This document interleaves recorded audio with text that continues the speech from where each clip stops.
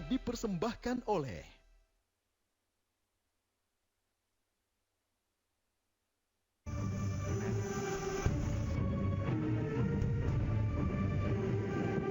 Sebenarnya tanya beliaunya langsung. Iya. Kenapa udah nggak di stop? Apakah ada pakai uang dari APBD, apakah ada uang korupsi, yang pasti saya sampaikan tidak. Saya bisa pastikan, saya bisa declare bukan dari situ. Kenapa kami membutuhkan penjelasan dari Saudara Kaisang terkait hal ini? Karena kami menduga patut diduga itu ada kaitannya dengan penyelenggara negara. Artinya penegasan aja Direktorat Gratifikasi tidak akan mengundang Kaisang untuk diklarifikasi, Mas. Ya, sudah tidak ke sana lagi.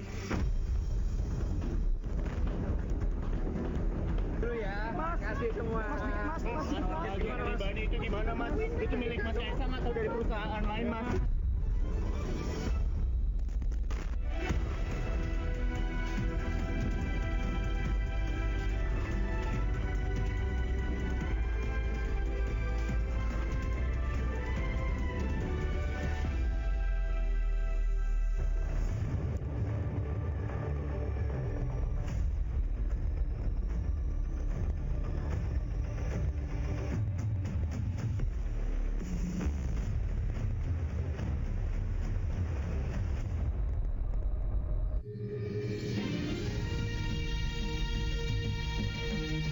Disiarkan langsung dari studio MNC Conference Hall iNews Tower Jakarta. Inilah Rakyat Bersuara bersama Aiman Wicaksono.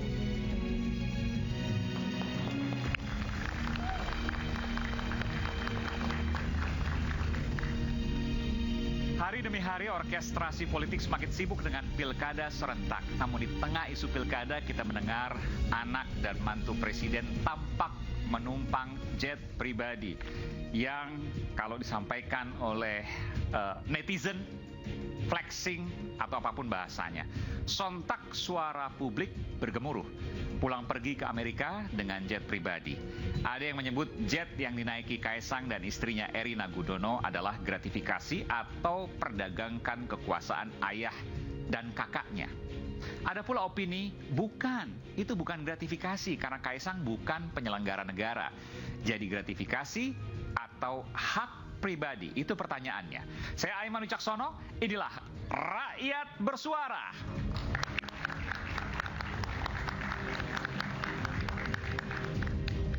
Saya undang di hadapan Anda, para pemirsa, dan juga para hadirin yang hadir di iNews Tower Jakarta.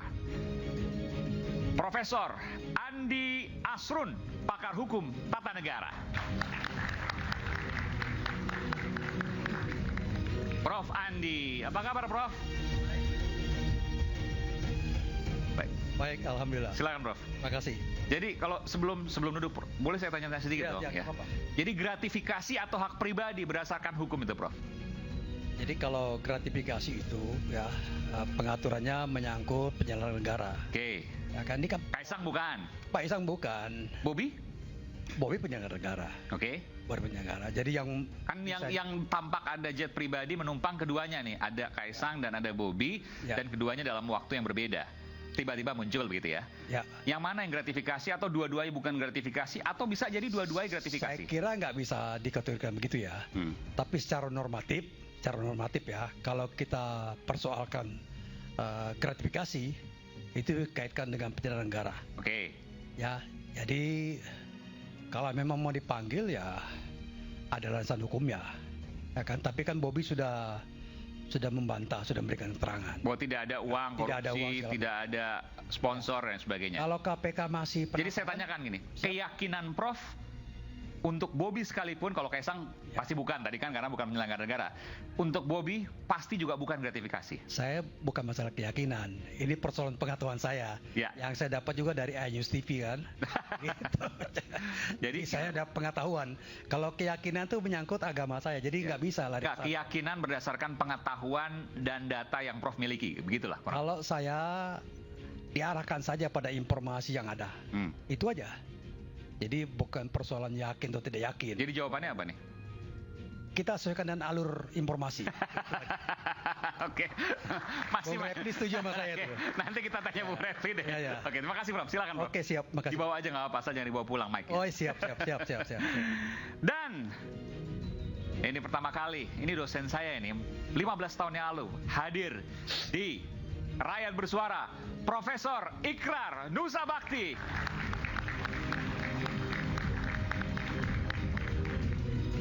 Terima kasih Prof. Sama-sama. Saya wawancara Prof dikit dulu. Oke. 15 tahun yang lalu saya belajar dengan Prof Ikrar. Kalau Bung Rocky tanyakan misalnya, siapa profesor Anda ya? Kalau Bung Rocky tanyakan ke saya sebut Prof Ikrar. Betul ya? Betul. Dan waktu murid saya lah. Dan waktu itu saya berdebat dengan Prof Ikrar. 2008 2009 saya lupa. Ya 15 tahun yang lalu kurang lebih. Demokrasi itu alat atau tujuan? Nggak apa-apa, sesuai ya. Tujuan, alat. Siapa yang tunjuk tangan yang demokrasi adalah alat? Tunjuk tangan. Ayo tunjuk tangan, jangan awat. Alat. Nggak apa-apa, ya benar atau salah sesuai keyakinan dan pengetahuan. Siapa yang menganggap bahwa demokrasi adalah alat? Nggak ada sama sekali. Siapa yang menganggap demokrasi adalah tujuan? Lebih banyak. Prof, waktu saya mahasiswa, saya mendebat Prof karena Prof mengatakan demokrasi adalah tujuan. Saya tidak terima. Saya katakan demokrasi adalah alat. Seperti juga yang umum dipahami oleh para pejabat sekarang, oleh mahasiswa sekarang. Dan saya baru menyadarinya bahwa apa yang dikatakan Prof Ikrar benar, bahwa demokrasi adalah tujuan. Betul ya? Salah satunya, ya. Demokrasi adalah tujuan. Kira-kira 3 pekan yang lalu, waktu ada peringatan darurat. Kenapa? Karena kalau demokrasi adalah alat, maka semua boleh dilakukan. Asal demokratis. Asal sesuai dengan aturannya masing-masing. Meskipun MK punya aturan sendiri, DPR punya aturan sendiri. Tapi ketika demokrasi sebagai tujuan, maka etika akan dijunjung tinggi. Yes. Betul ya, Prof? Ya. Saya baru memahami setelah 15 tahun. Dan saya salut terhadap Prof Ikrar karena konsisten mengatakan bahwa demokrasi adalah tujuan. Bisa dijelaskan soal itu, Prof? Ya, karena kita tahu ya, pada saat itu Anda tahu bahwa kita belum lama meninggalkan suatu rezim otoriter Orde Baru, gitu kan? Dan Anda masukkan itu pada masa di mana presiden baru aja terpilih secara demokratis ya, yaitu Pak SBY ya. 2009 betul. Ya. Dan Anda adalah salah satu dari generasi jurnalis ya yang ikut kuliah di Departemen Komunikasi, ambil kalau nggak salah Magister Ilmu Komunikasi Politik ya, Manajemen Komunikasi, di mana saya salah satu dosennya mengajar mengenai hubungan antara demokrasi dengan komunikasi, gitu kan, politik dengan komunikasi, gitu. Dan saya melihat bahwa kenapa itu adalah tujuan, karena kita tahu kalau kemudian kita terus beranjak dalam satu proses dari authoritarian rezim to demokrasi, ya, itu kita akan terus masuk ke dalam suatu lingkaran setan, ya. Dan pada saat itu Anda masih ingat ya, itu tidak semua mahasiswa saya yang setuju dengan saya. Betul, termasuk saya juga, saya mendebat Prof waktu itu. Dan juga kita tahu pada saat itu tidak sedikit ya, ada juga tentara di situ, ada juga jurnalis, sebagian besar, dan juga ada juga yang boleh dikatakan anggota partai politik ya. Anggota DPR juga ada. Anggota DPR juga ada. Ada juga yang belum jadi anggota DPR ya. Yang sekarang menjadi orang yang punya podcast yang cukup terkenal. Oke, Akbar Faisal sebetulnya. Akbar Faisal. Jadi ya begitulah ya, sampai sekarang saya masih konsisten ya, bagaimana kita bisa menjadi sebuah negara demokrasi yang sebenar-benarnya demokrasi, gitu kan. Jadi bukan kemudian seakan-akan kalau misalnya melalui pemilihan umum tidak ada itu yang disebut dengan dinasti politik ya. Padahal kalau misalnya Anda cuma dikasih siapa orang-orang yang Anda bisa pilih, itu namanya udah ada rekayasa politik di situ, dan bukan mustahil itu pasti ada pendekatan-pendekatan dinasti di dalam proses pemilihan umum itu. Dan itulah demokrasi sebagai alat, kalau tidak dijadikan tujuan. Betul, ya. Dan kita juga tahu ya, baru-baru ini ya terjadi konflik ya di dalam kekeratonan di Solo sendiri gitu kan, antara siapa yang memukul gong dalam acara skatenan kemarin ya, antara kelompok satu dengan kelompok yang lain gitu kan. Di situ menunjukkan betapa di dalam suatu kerajaan pun ya, sistem kerajaan pun itu pasti akan ada perbedaan. Kalau kemudian mereka memang sudah terpecah di dalam dua kelompok kerajaan atau keturunan kerajaan yang kemudian masih berkonflik satu sama lain begitu. Kesimpulannya adalah demokrasi sebagai alat bisa diakali, tapi demokrasi sebagai tujuan taat konstitusi. Yes. Terima kasih, Prof. Sama-sama. Silakan, Prof. Oke, terima kasih. Sekali lagi kita berikan tepuk tangan yang meriah untuk Prof. Ikrar Nusa Bakti. Selanjutnya, saya juga ucapkan selamat datang kepada Bung San Salvator, Wakil Ketua Umum Jokowi Mania. Nah, kalau ini lebih hitam putih dari Prof. Andi Astro nih. Silakan, Bang San Salvator. Panggilnya siapa? Bang San? Bang San boleh, Salvator boleh. Oh, Bang Salvator. Bang San aja lah. Siap. Biar lebih singkat. Bang San, jadi gratifikasi atau bukan? Kaisang beserta istrinya, Bobi beserta istrinya. Iya, pertanyaannya. Gratifikasi atau hak pribadi? Pertanyaannya gratifikasi atau bukan? Iya. Ya kan? Pertanyaan selanjutnya, Kaisang itu pejabat publik atau bukan? Bukan. Ya kan? Penyelenggara negara atau bukan? Bukan. Nah, ketika ditanyakan gratifikasi atau tidak, dengan pertanyaan lanjutannya, secara otomatis itu clear, tidak masuk unsur. Oke, Kaisang. Untuk Bobi? Untuk Bobi, meskipun Kaisang nanti pasti ada teori yang lain juga, karena ada memperdagangkan kekuasaan atau pengaruh dan lain sebagainya. Tentu ada argumentasi seperti itu. Oh, oke. Kalau bicara seperti itu, Kaisang dalam hal ini juga sebagai pengusaha, ya kan? Dia pergi ke sana kemari dalam rangka menjalankan usahanya juga boleh dong. Nggak bisa kita ngelarang semua perlakuannya. Seperti itu. Oke. Untuk Bobi misalnya? Terkait Bobi sendiri, itu perlu... agak ragu-ragu nih jadi. Bukan ragu-ragu. Bobi itu... Lebih dekat lagi dong. Bobi itu sudah disampaikan secara terang benderang oleh beliau sendiri bahwa tidak menggunakan APBD, tidak menggunakan APBN. Tidak menggunakan uang korupsi. Iya. Tidak menggunakan sponsor. Iya, tidak menggunakan itu. Oke, itu udah jadi clear. Uangnya dari? Kalau pertanyaan seperti itu tanya ke Bobi. Oke, kita berikan tepuk tangan Bung San Salvator. Kemudian selanjutnya Bung Refli Harun, Profesor Refli Harun, pakar hukum tata negara. Jadi kita ada 3 profesor di sini. Nanti mudah-mudahan cepat jadi profesor juga, Bung San Salvator. Provokator. Silakan. Enggak, saya mau komentar dulu, bukan soal ilmunya. Makin kesini makin muda aja nih kawan kita. Karena dekat Aiman ya kan, jangan terlalu jauh lah bedanya.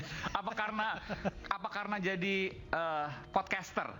Podcastnya luar biasa dan saya selalu ikut. Belum lagi soal polling, rajin banget. Ya, karena kalau kita jadi oposan ini kan memang harus lebih kreatif.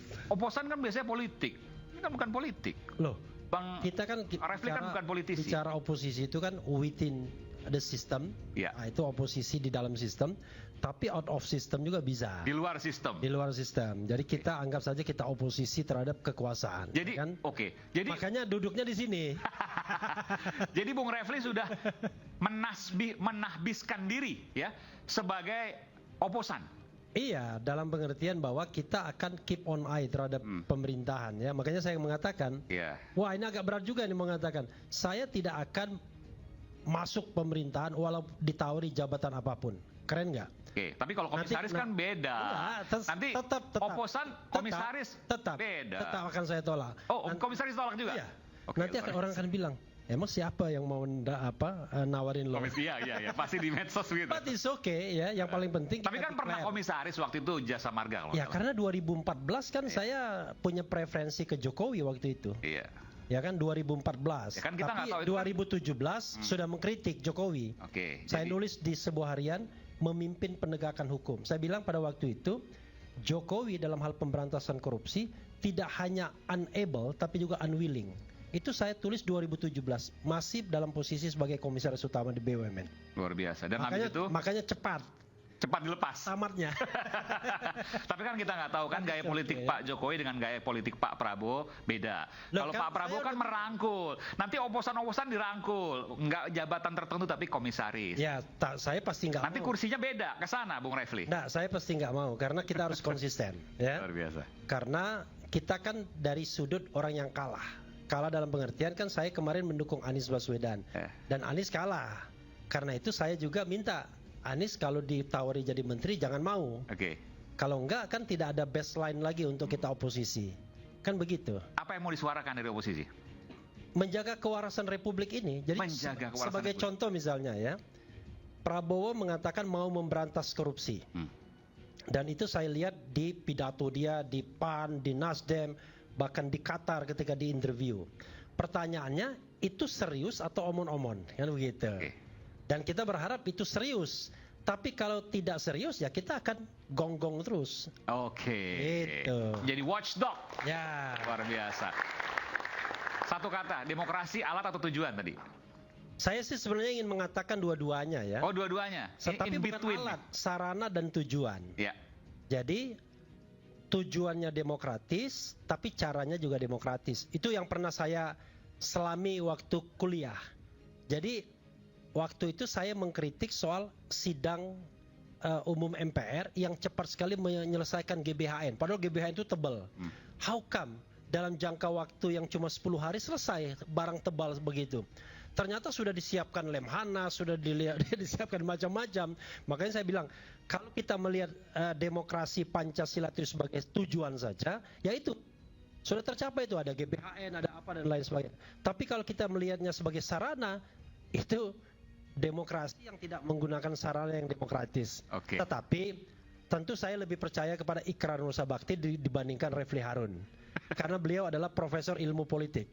Kalau saya ilmu hukum tata negara, agak beda lah ruangnya sedikit. Ya. Tapi yang jelas. Tapi itu pendapat saya, ya. Pendapat saya. Tapi yang jelas satu hal. Jadi sampai kapanpun akan menyuarakan demi kewarasan bangsa. Iya, paling tidak 5 tahun ke depan. Iya. Kok masa sampai mati? Mati beneran mati Mike. Tes 1, 2, 3. Sampai 5 tahun ke depan, 2024, 2029. Dan mudah-mudahan ini yang tidak dimention oleh Prabowo dalam pidatonya, yaitu menumbuh kembangkan demokrasi. Saya khawatir dia cuma concern untuk 3 hal: memberantas korupsi, mengentaskan atau mengurangi kemiskinan atau menghilangkan kemiskinan dalam bahasa dia, dan kemudian mensejahterakan rakyat. Jangan lupa bahwa yang kita butuhkan tidak hanya 3 itu saja, tapi demokrasi kita juga butuhkan. Karena kalau tanpa demokrasi, semuanya pasti akan menyimpang dan omon-omon saja. Karena tidak ada kontrol. Ya. Jadi demokrasi harusnya memang betul jadi tujuan. Ini arahnya udah tahu. Tapi bahwa ia jadi sarana, iya juga. Cuma tujuan utamanya harus tetap demokrasi. Itu yang harus dijaga. Apapun tujuan negara, demokrasi tetap harus jadikan tujuan juga. Terima kasih. Kita berikan tangan untuk Prof. Refli Harun. Bung Refli Harun. Siap. Iya, ada satu lagi, nanti saya akan langsung wawancara. Namanya adalah Boyamin Saiman. Nah, saya mau jelaskan dulu sedikit kepada pemirsa dan juga hadirin di sini. Bung Boyamin inilah yang pertama kali putranya ya, anaknya, yang melakukan uji materi ke Mahkamah Konstitusi yang kemudian membuat Gibran Rakabuming Raka bisa menjadi wakil presiden. Siapa yang judicial review atau siapa yang menguji materikan pasal Pilpres tersebut? Namanya adalah Almas Sakibiru. Almas Sakibiru adalah putra dari Boyamin Saiman. Tetapi pada hari ini, beberapa hari belakangan ini, atau beberapa pekan belakangan ini, Boyamin Saiman justru meneriakkan bahwa Kaesang, termasuk juga Bobi, melakukan hal yang tercela, nanti koreksi Bung Boyamin, yang terkait dengan gratifikasi. Kok bisa? Apakah sudah kongsi? Nanti saya akan kembali ke Bung Boyamin Saiman, tapi kita dengarkan dulu informasi berikut ini.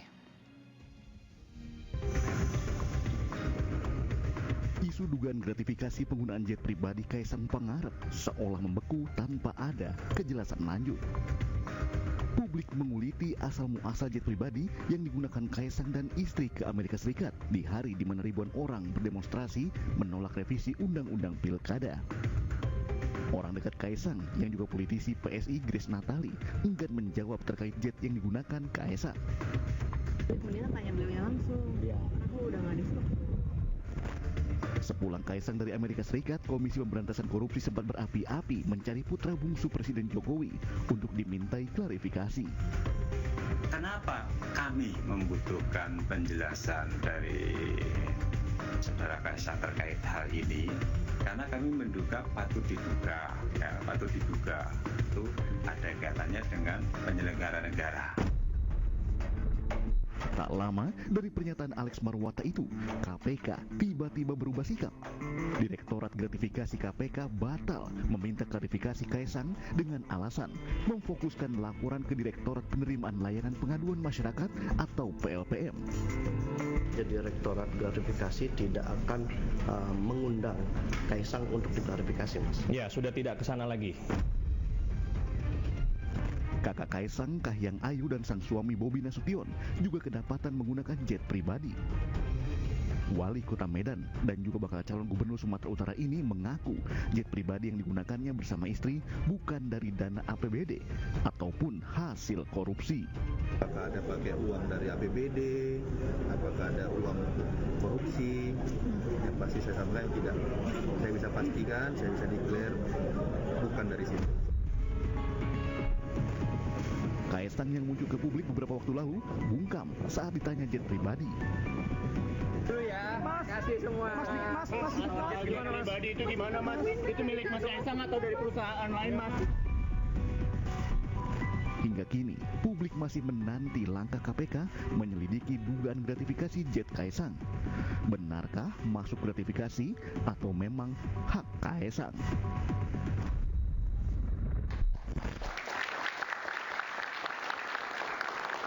Saya langsung menuju ke Bung Boyamin, tapi sebelum ke Bung Boyamin, saya boleh break dulu Bung Boyamin ya. Saya sapa dulu Bung Boyamin. Halo. Iya. Siap dengan pertanyaan-pertanyaan saya tadi ya, soal putra Anda, soal apa yang kemudian gratifikasi atau tidak, tentu pertanyaan seputar itu yang saya akan tanyakan pada Anda Bung Boyamin. Siap. Oke, kita akan kembali saat lagi, saya nanti akan kembali ke Bung Boyamin Saiman, saat lagi tetaplah bersama kami di Rakyat Bersuara.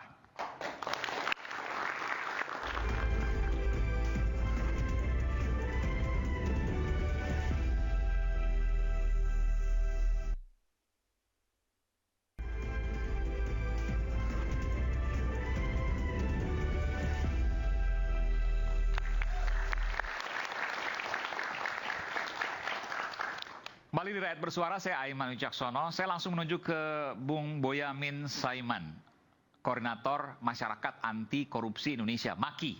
Bung Boyamin, selamat malam. Malam, Aiman dan semuanya. Ini lagi di Jawa Barat, jadi nggak bisa hadir di sini nih. Kalau ada di sini tentu kita undang ke sini. Betul ya Bung Boyamin ya? Di Cibadak, Jawa Barat, paling selatan, Pelabuhan Ratu. Luar biasa. Jangan detil-detil dong, nanti dicari. Tiba-tiba ada yang pakai HT, tukang bakso dan lain sebagainya. Gimana tuh? Nggak apa-apa. Bung Boyamin pinjam di ruangan pojokan instansi hukum kok. Ini mudah-mudahan masih boleh sampai jam 8 lah nanti. Oh ya, lanjut dong Bung Boyamin. Saya mau nanya dulu. Bung Boyamin getol betul ya berteriak bahwa saat ini Kaisang gratifikasi, Bobi juga gratifikasi. Betul?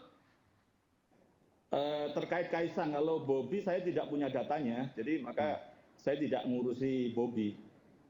Oke. Apa yang Anda punya data? Ini Kaisang malah lebih susah menurut Prof. Andi Asrun, menurut Bung Salvator. Bukan penyelenggara negara, kenapa bisa dikategorikan gratifikasi? Ya, kan sederhana. Saya MAKI ini mau saya bubarkan 2024. Sekarang ini posisinya sebagai detektif partikelir atau detektif swasta. Jadi laporan saya bulan ini ada 3 terkait dengan pesawat. Itu akan tambah satu lagi. Terus satu lagi setoran sebuah instansi hukum dari bawahan kepada atasan. Itu juga saya masukkan gratifikasi. Jadi sebentar. Bawahan kepada atasan maksudnya apa ini? Ya adalah bawahan-bawahan atau sejawatnya dipotong honornya kemudian disetorkan diserahkan kepada yang punya jabatan. Enggak, ini kasus yang mana nih? Kaitan ke Bobi Kaesang atau apa? Enggak. Saya 4 berkaitan dengan pesawat atau pribadi itu. Ada kepala daerah, ada pejabat, ada juga dulu yang terkait dengan bahkan sudah rame gitu, saya bongkar dulu gitu. Oh, ini cerita dulu ini ya? Ya, cerita terus dulu, yang terkait dengan Kaesang. Terus satu lagi juga gratifikasi pemotongan atau setoran kaitannya dari honor. Jadi ini 5 ini bulan ini aja sebagai detektif swasta ya. Oke, ini nggak ada kaitan sama dengan Kaesang dan Bobi yang tadi disebutkan ya? Tidak ada kaitannya. Ini kita declare dulu nih, nggak ada kaitan. Ya. Terkait dengan Kaesang, bukan. Mas Boyamin, sorry.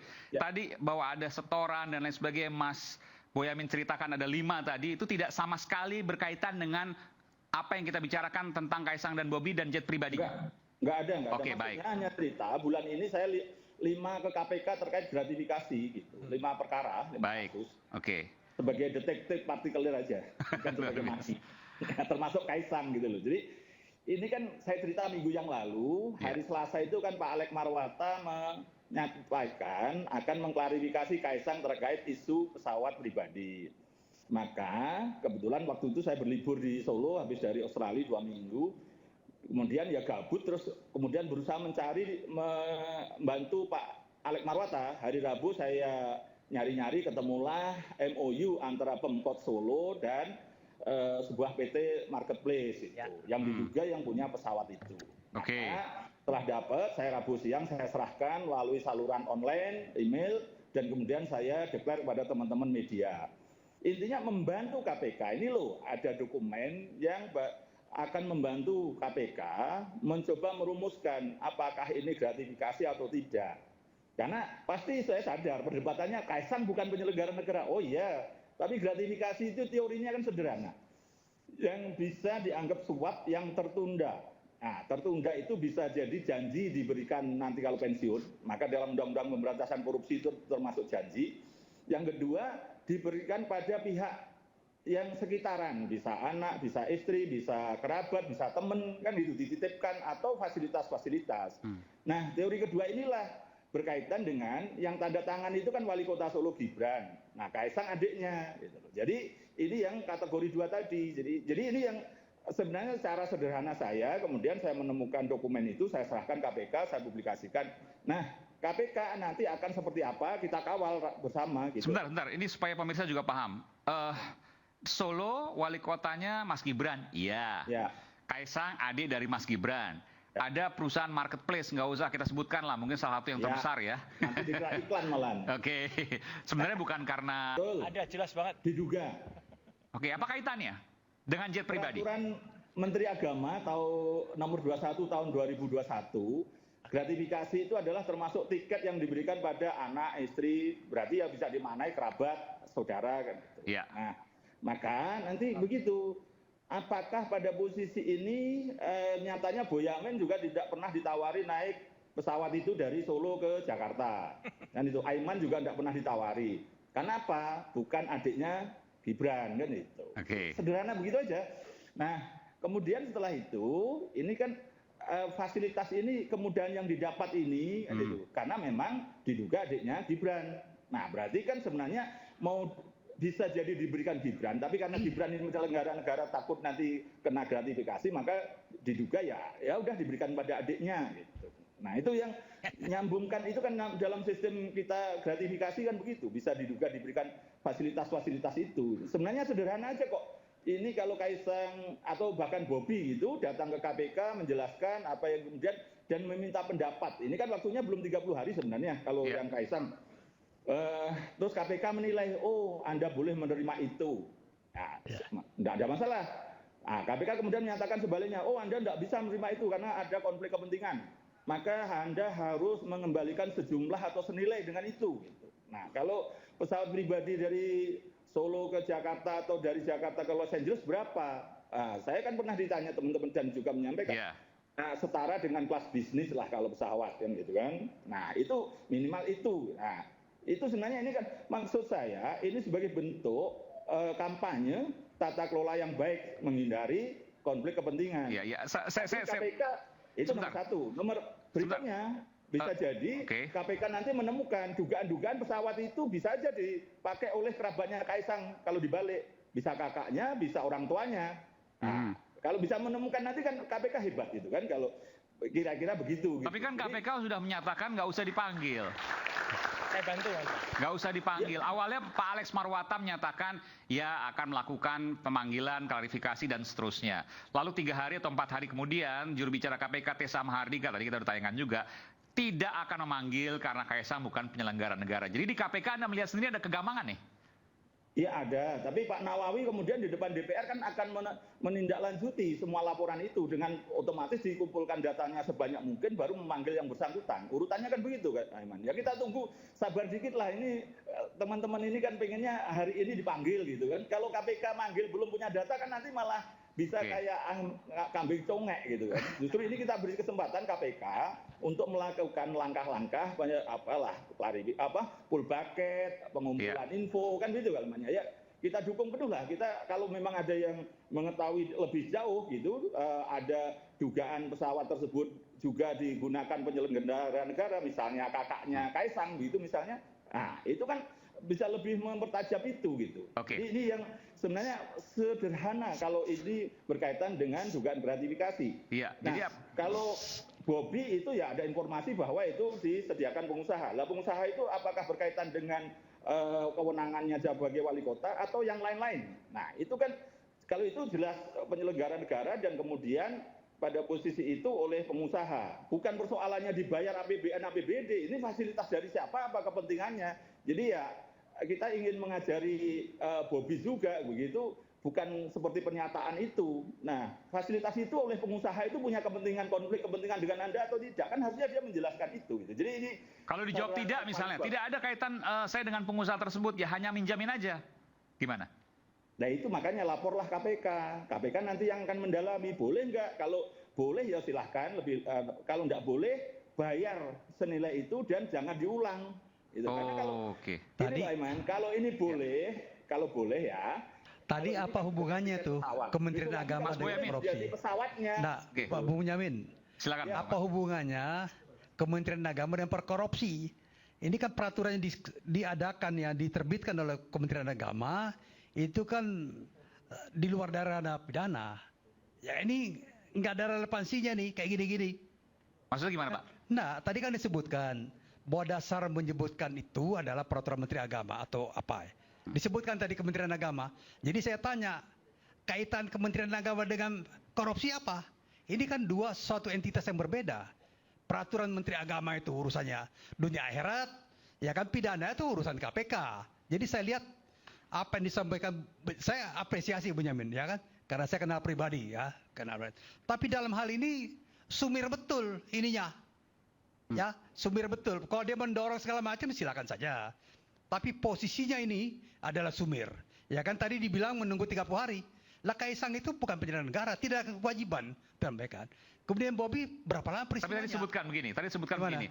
Tidak ada, bukan penyelenggara negara, tapi Mas Boya menyebutkan tadi bahwa ini ada 3 titik. Ya. 1 Mas Gibran, 2 Mas Kaisang, yang ketiga marketplace tadi yang saya sebutkan. Ya, teman kan dikatakan yang nggak jadi promo. Ini potensialnya adalah. Bentar. Jadi pesawat itu punya marketplace ini, Ya. Nah ini marketplace ini sedang bangun proyek di Solo, betul ya, Mas Boyamin? Nah, dari situlah kemudian Mas Boyamin mengatakan patut diduga ada hubungan antara marketplace ini, wali kota Solo, dan adiknya wali kota Solo. Cuman relevansinya waktunya ini. Ya kan? Kapan itu perjanjian ditandatangani, kapan eksekusi, dan kemudian ininya. Jadi persoalan-persoalan seperti itu kalau menurut saya, Bung Boyamin ini harus lebih menjelaskan supaya kita mengerti. Ya. Sebelum saya ke Bang Boyamin, silakan. Ya, gini, jadi Mas Roy. Clear ya. Ini kita nggak usah ada yang tutup-tutupi biar semua jelas ya. Pesawat itu Gulfstream ya, jenisnya adalah Golf 650 long range ya. Itu dimiliki oleh sebuah perusahaan marketplace, tadi disebutkan Mas Aiman, dan orangnya namanya, udah saya sebutin aja lah biar jelas ya, nggak usah ditutup-tutupi. Perusahaan itu juga memiliki sebuah game. Kenapa game? Karena dulu saya yang mempelopori e-sport di Indonesia. Jadi saya tahu persis data ini, nggak usah dibantah. Game itu game e-sport. Tahun 2018, Kaisang tuh bikin yang namanya Free Festival. Ya, namanya Gaming Championship di Kota Solo. Ya, itu diadakan di Sang Pisang Arena 2018. Jadi sponsornya ya tadi Free Fire tadi. Jadi itu udah ada kaitannya langsung. Oke. Gibran juga bikin Fair berhadiah mobil. Itu pada tanggal 28-29 Desember tahun 2019. Itu e-sport turnamen juga? E-sport turnamen juga. Oke. Jadi adiknya sudah bikin, kakaknya bikin. Pak Jokowi itu dijadikan akun Free Fire. Jadi orang bisa nembak-nembakin Jokowi. Oh, FF itu ya? FF itu. Okay. Nah, jadi ini jelas banget. Kakaknya diikutkan, adiknya diikutkan. Kemudian sekarang perusahaan itu Free Fire itu jadi sponsor juga untuk Persis Solo. Yang bola, 40%-nya sahamnya milik Kaisang juga. Oke, saya teruskan lagi ya. Jadi kantor marketplace tadi itu buka di Solo pada tanggal 11 Oktober 2021. Iya, ini langsung Mas, nggak bisa begitu. Enggak, kalau data tadi saya nggak bantah ya. Data tadi Mas, iya. Saya nggak bantah. Ya udah, ya nggak mungkin bantah. Kalau dibantah Anda bohong. Nah, kalau data tadi saya nggak bantah. Ini udah jelas. Tapi persoalannya di mana letak korelasi persoalan-persoalan tadi yang diungkapkan dengan korupsinya. Biar publik yang menilai. Ya. Datanya udah jelas banget, detail banget. Ya. Publik menilai. Kalau KPK nggak maju ya KPK-nya macan ompong. Udah jelas betul datanya. Kemudian bahkan, ini ada satu lagi. Gibran itu bikin program namanya Java in Paris. Ya, itu tanggal 8 Juni 2020. Itu kegiatan apa itu? Itu kegiatan promosi. Itu sponsornya sama juga, marketplace tadi. Selanjutnya setelah itu dia mau minta juga ke Goto di Jepang, tapi Gotonya ribet, bahkan ada skandal apalah gitu di situ. Jadi nggak jadi. Jadi artinya teman-teman semua, Mas Aiman dan pemirsa di Suara ini, jelas banget tuh hubungannya gitu loh. Ini ada bapak anak, udah kalau istilahnya di keputusan MK, Mas, udah cetowelo-welo gitu lah. Cetowelo-welo kayak gini kok nggak berani jelasin. Itu aja udah, nggak apa-apa. Kalau saya sih mengumpulkan data aja. Nanti soal pesawat bisa saya clearkan lagi, rutenya kemana, dia bawa barang dari mana, tuh ada semua udah. Itu Mas Aiman. Saya akan kembali ke Mas Boyamin, oke. Ini nanti saya sebelum ke Prof. Andi dan saya tahu Anda juga mau bicara soal itu. Saya mau ke Bung Boyamin dulu. Bung Boyamin, nanti setelah jeda saya mau ke Pak Anda lagi ya. Kalau Anda, saya mudah-mudahan Anda bisa masih bertahan satu segmen lagi. Tapi saya mau tanya dulu, apa yang tadi disampaikan oleh Mas Roy, Anda setuju itu? Iya, karena gini loh, kalau ini... Setuju? Nggak, ini perlu penegasan dulu, setuju? Setuju. Oke, benar semua apa yang disampaikan Mas Roy? Ya, jangan ditanya begitu. Bukan, kan Anda pegang data, katanya Anda punya data semua. Ya, sama-sama pegang data kan sudah disampaikan. Itu kan. Bukan, datanya sama nggak sama dengan Mas Roy? Iya, bahkan ada yang dilengkapi oleh Kanjeng Roy ini malahan ada yang dilengkapi gitu. Oke. Jadi kalau gini loh, pertanyaan sederhana, kalau ini boleh tiket pesawat, konflik kepentingan akan menuju lebih parah lagi. Besok lagi minta pesawatnya gitu, bukan hanya minta tiketnya atau diberi tiketnya, tapi diberi pesawatnya, gitu loh. Jadi ini kan sebenarnya tata kelola pemerintahan yang baik itu bagaimana mau kita kelola, gitu. Itu satu. Kedua tadi pertanyaan Pak Adi Asrun, kenapa yang dijadikan dasar peraturan Menteri Agama? Ya saya pasti dari menteri-menteri yang lain atau tata kelola yang lain, bahkan dari di Sekretariat Presiden atau Sekretariat Istana itu ada juga pedoman-pedoman tentang gratifikasi. Tapi yang saya pakai adalah Menteri Agama. Itu kan apa? Selain aturan berarti ini kan juga agama gitu loh, paling tinggi. Dan itu hampir sama aja. Fasilitas yang diterima oleh kerabatnya itu bisa dikategorikan gratifikasi. Karena apapun harusnya dinikmati yang bersangkutan, tapi kemudian tidak berani kemudian dikasihkan atau diberikan kepada lingkarannya. Kan gitu sederhana aja. KPK nanti akan menilai kok itu boleh atau tidaknya. Terus pertanyaan korupsinya di mana misalnya begitu Pak Andi Asrun tadi. Apakah fasilitas yang didapatkan tadi marketplace di Solo itu ada yang melanggar aturan atau tidak? Ada yang konflik kepentingan atau tidak gitu. Jangan hanya melulu suap, bisa jadi nggak ada suap tapi kan dapat kemudahan. Yang itu bisa jadi melanggar aturan. Biar KPK lah yang menentukan ini. Ya, gitu. saya sepakat Mas. Tapi kan persoalannya begini, kita ini menyangkut untuk didalami oleh KPK. Ya, ini menyangkut nama baik orang, ini menyangkut due process of law. Proses penegakan hukum. Jadi harus persis betul. Tadi Mas Roy bilang ada data-data. Ya kan? data itu saya tidak bantah, ya kan? Karena saya yakin Anda benarlah soal data itu ya. Tetapi di mana titik singgung dengan persoalan korupsinya, misalnya gratifikasi. Gratifikasi itu kick off-nya lebih jelas. Tapi kalau kemudian kita duga-duga datang belakangan, itu sesat, Mas. Ya. Jadi Mas Roy sesat tadi. Punya Kalau data tapi ya. dikait-kait Tapi utak-atik gatuk gitu maksudnya. Mas. Enggak, sebentar, Mas Pak. Roy. Maksudnya punya data tapi diutak-atik gatuk gitu. Ya, kalau misalnya nggak ada kait-kaitannya nggak susah tuh, Mas. Saya menyadari betul, saya bukan ahli hukum. Ya, saya ahli telematika. Jadi saya hanya melihat ini berdasarkan data dan saya dulu adalah pengembang yang mempelopori e-sport. Jadi saya serahkan data-data ini dan jangan biarkan saya mengartikan hukum, Mas. Karena itu sama aja dengan saya orang nanti ngobrol di warung kopi. Datanya sudah clear, saya support betul. Silahkan nanti ahli hukum yang bicara. Oke. Di sini ada ahli hukum Prof. Andi Asrun dan Prof. Refli, walaupun hukum tata negara, tapi saya yakin kan S1-nya hukum umum kan? Dan oposisi dia. Tapi saya ingin bertanya juga kepada Bung Boyamin nanti sebelum saya break ini. Bung Boyamin dulu memberikan jalan mulus untuk Gibran Rakabuming Raka menjadi calon wakil presiden yang akhirnya sekarang menjadi wakil presiden terpilih. Tapi sekarang kenapa kemudian menyerang keluarga Pak Jokowi? Saya nggak tahu apakah ini menyerang atau ini kemudian disampaikan. Yang jelas ada yang berbeda antara Mas Boyamin dulu dengan Mas Boyamin sekarang. Pertanyaannya udah pecah kongsi. Nanti setelah jeda dijawab ya Mas ya.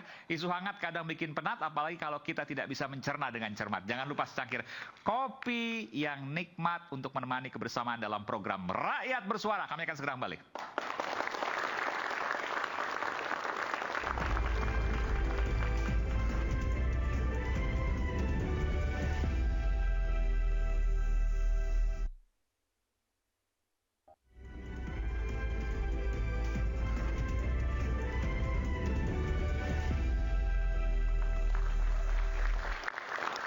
Saya mau ke Bung Refli dulu, tapi sebelum ke Bung Refli saya sedikit ke Mas Roy. Mas Roy tadi di break itu, pada saat break itu ya, tadi Mas Roy sempat sebutkan, kan ada visual yang viral.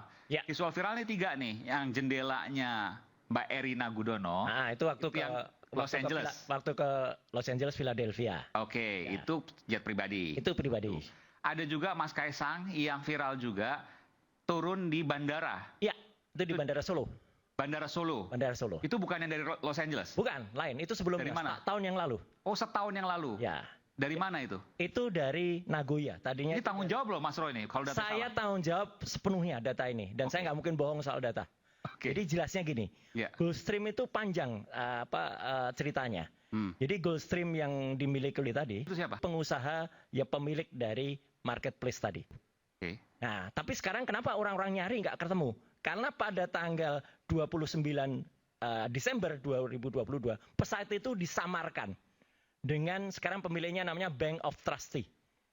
Jadi supaya nggak ketahuan pemiliknya siapa. Kalau kita cek di private, kalau kita cek misalnya di situs-situs jx.com dan lain sebagainya, itu kemudian datanya sudah dihapus semua. Tapi saya bisa dapat yang lebih detail lagi.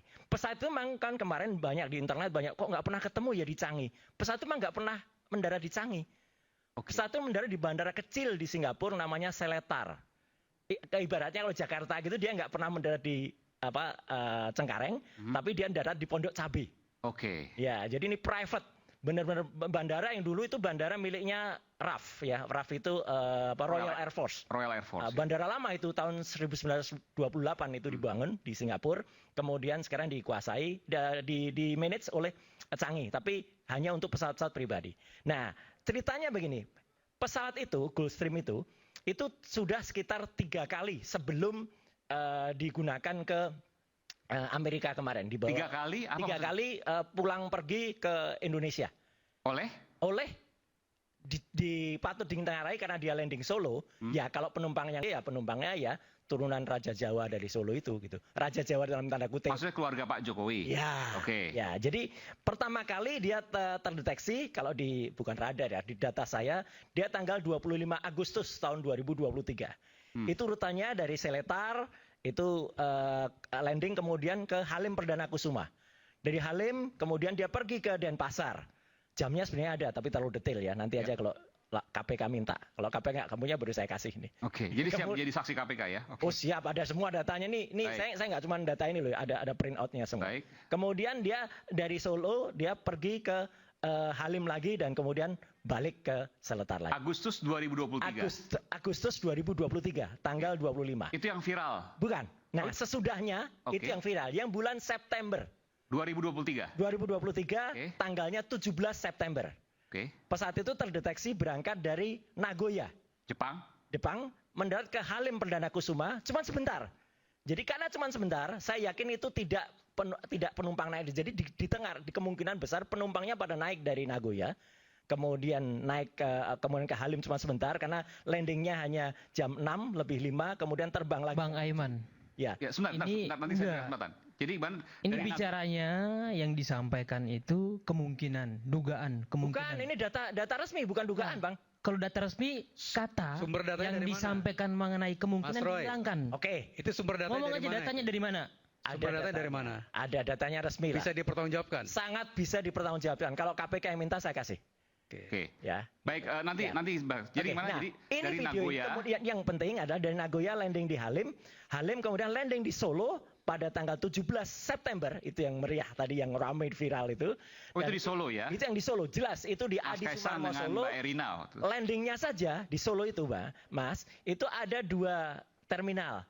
Terminal yang aspal, itu terminal yang untuk umum. Ini yang jadi menariknya. Ya. Ini Bang Roy ini peminat atau suka sama Mas Gibran kayaknya ya. Oh, enggak apa-apa. Semua hal yang saya suka, termasuk akunnya Fufu Fafa pun saya suka.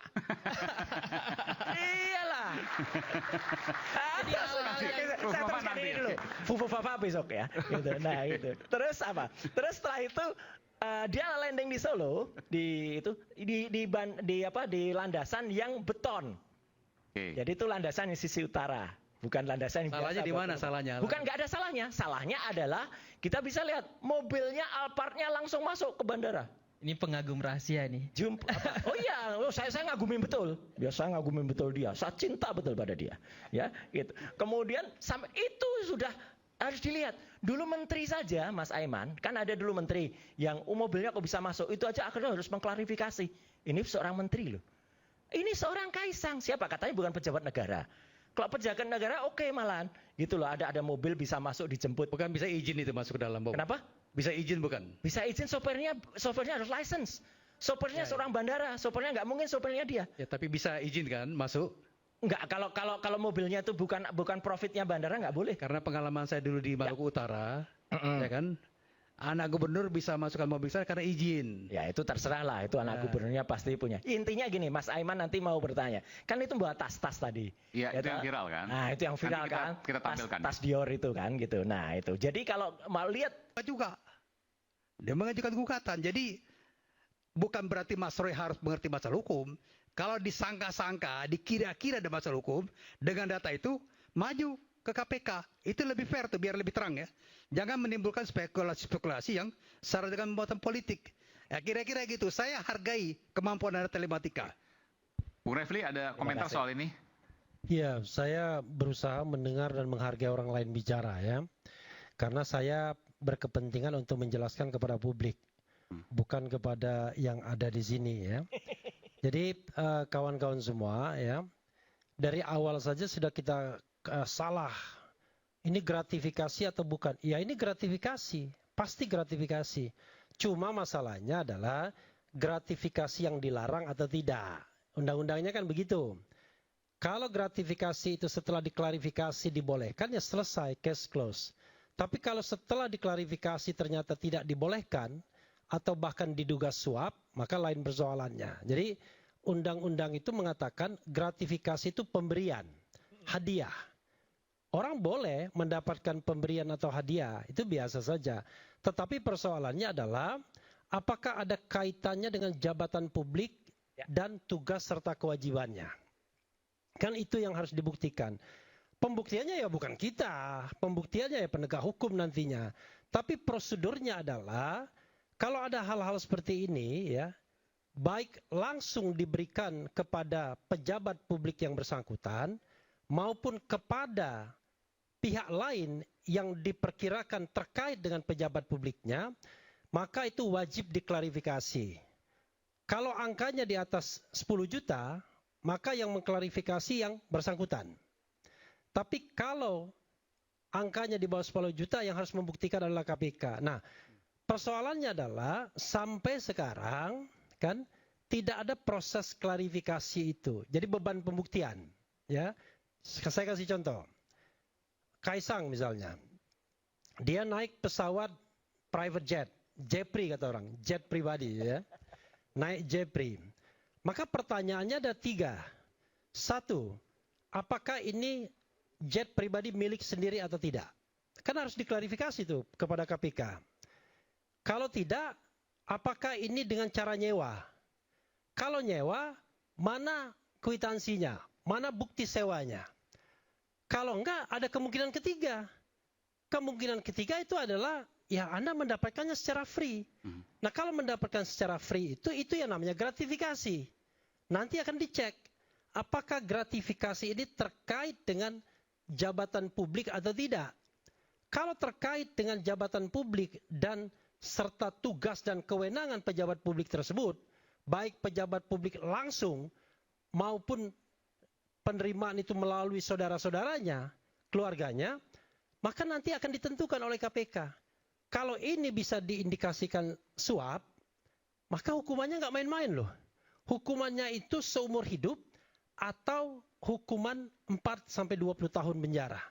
Jadi ini soal yang tidak sepele, karena ini menyangkut yang namanya jabatan publik yang tidak boleh disalahgunakan. Jadi pertanyaannya adalah, apakah kita kemudian menuntut? Tidak. Yang kita lakukan itu adalah KPK harus segera melakukan tindakan untuk membuat terang masalah ini. Tetapi kalau dibiarkan saja, itu yang menjadi persoalan. Orang kan menganggap, loh kok mentang-mentang anak presiden, menantu presiden kok dibiarkan? Sayangnya kita tidak punya undang-undang tentang kepresidenan. Sehingga kita tidak tahu yang namanya konflik of interest, penggunaan fasilitas oleh keluarga presiden.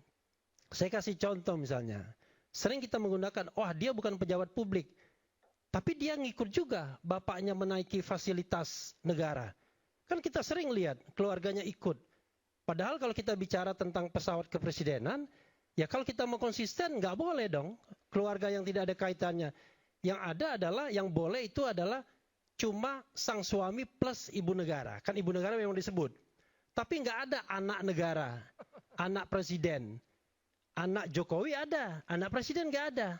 Makanya dibilang Ibu Iriana Jokowi, bukan Ibu Iriana presiden. Nah, karena itulah kemudian saya mengatakan ya, kita ini kadang-kadang hal yang ringan dibuat berat karena ada belat-belit yang mau ditutupi. Karena sulit menjelaskan. Saya tantang aja dengan 3 itu. Apakah ini pesawat milik dia? Apakah ini sewa?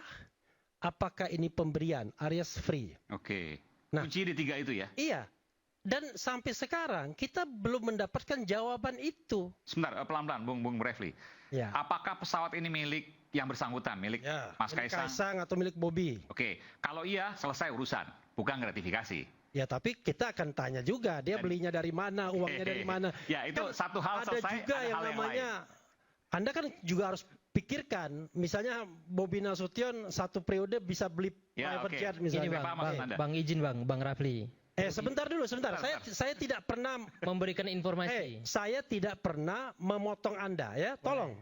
Karena saya ingin kita clear dalam hal ini. Gimana yang kedua? Yang kedua tadi menyewa. Menyewa. 265 juta sampai 308 juta. Per jam. Maaf kalau ini saya terpaksa sekali sepotong, Mas. Tidak boleh. Gulfstream tipe ini dengan nomor penerbangan November 588 ES ini tidak boleh disewakan. Aturan dari mana itu? Saya sudah cek. Ini private owner. Private owner kalau mau disewakan dia harus punya izinnya. Pesawat kalau disewa harus ada izinnya. Oke. Harus ada lisensinya. Oke. Ini maksud saya gini. Ini penting. Artinya kemungkinan kedua tidak mungkin Anda mengatakan itu. Kalau itu disewakan, itu berarti ilegal. Oke. Ya. Nah, kan udah dapat jawaban kan? Tetapi tentu jawaban Mas Roy itu kan jawaban yang expert beliau. Tapi kan tetap saja KPK harus mengklarifikasi. Tapi siapa tahu dia mengatakan, misalnya Bobby mengatakan, ini saya pastikan bukan dari APBD katanya kan begitu. Bukan pesawat saya. Lalu dari mana? Iya kan? Kan ada kedua kemungkinan, sewa atau pemberian gratifikasi. Nah itulah yang kemudian kita bikin clear masalahnya. Kita ini gini, kawan-kawan semua ya. Kita ini tidak soal suka dan tidak suka, benci tidak benci. Ini tidak ada kaitannya membela tidak membela. Kita ini mau menegakkan yang namanya good governance, clean government. Jadi nggak usah kita bela-bela melulu. Kita ini bicara kalau korupsi ya bilang korupsi, kalau tidak ya tidak. Bung Refli, tapi saya mau tanya ini. Iya. Kalau Bobby, iya misalnya dia dapat pemberian bisa dikatakan gratifikasi. Kalau Kaisang kan tidak. Dia ya bukan Anda bacalah website KPK. Jadi yang namanya gratifikasi itu ya, itu dibilang ya, ini awal mula untuk bisa terjadinya suap. Saya bilang bisa. Karena itu orang bodoh saja gratifikasi langsung kepada pejabat publiknya. Kadang-kadang gratifikasi itu memang melingkar. Mutar. Kepada anaknya, kepada istrinya, kadang-kadang kepada pembantunya. Kan hal seperti itu kan bukan kita orang bodoh, gak paham. Kalau Anda, misalnya Anda suap pakai uang transfer bank, gak ada namanya transfer bank. Pasti kan uang cash, dolar, Singapura, dolar Amerika. Atau kan, bentuk fasilitas. Ya, bentuk fasilitas. Diskon saja tidak boleh, harus dilaporkan. Nah, karena itu kemudian, kita ini kan menghadapi tantangan negeri ini yang pemberantasan korupsinya jalan di tempat. Ketika SBY pada tahun 2014 meninggalkan kursi kepresidenan, indeks persepsi korupsi kita 34. Dari 20 ke 34 naik 14 poin. Pada masa awal pemerintahan Presiden Jokowi, saya harus jujur mengatakan, berhasil menaikkan sampai 40.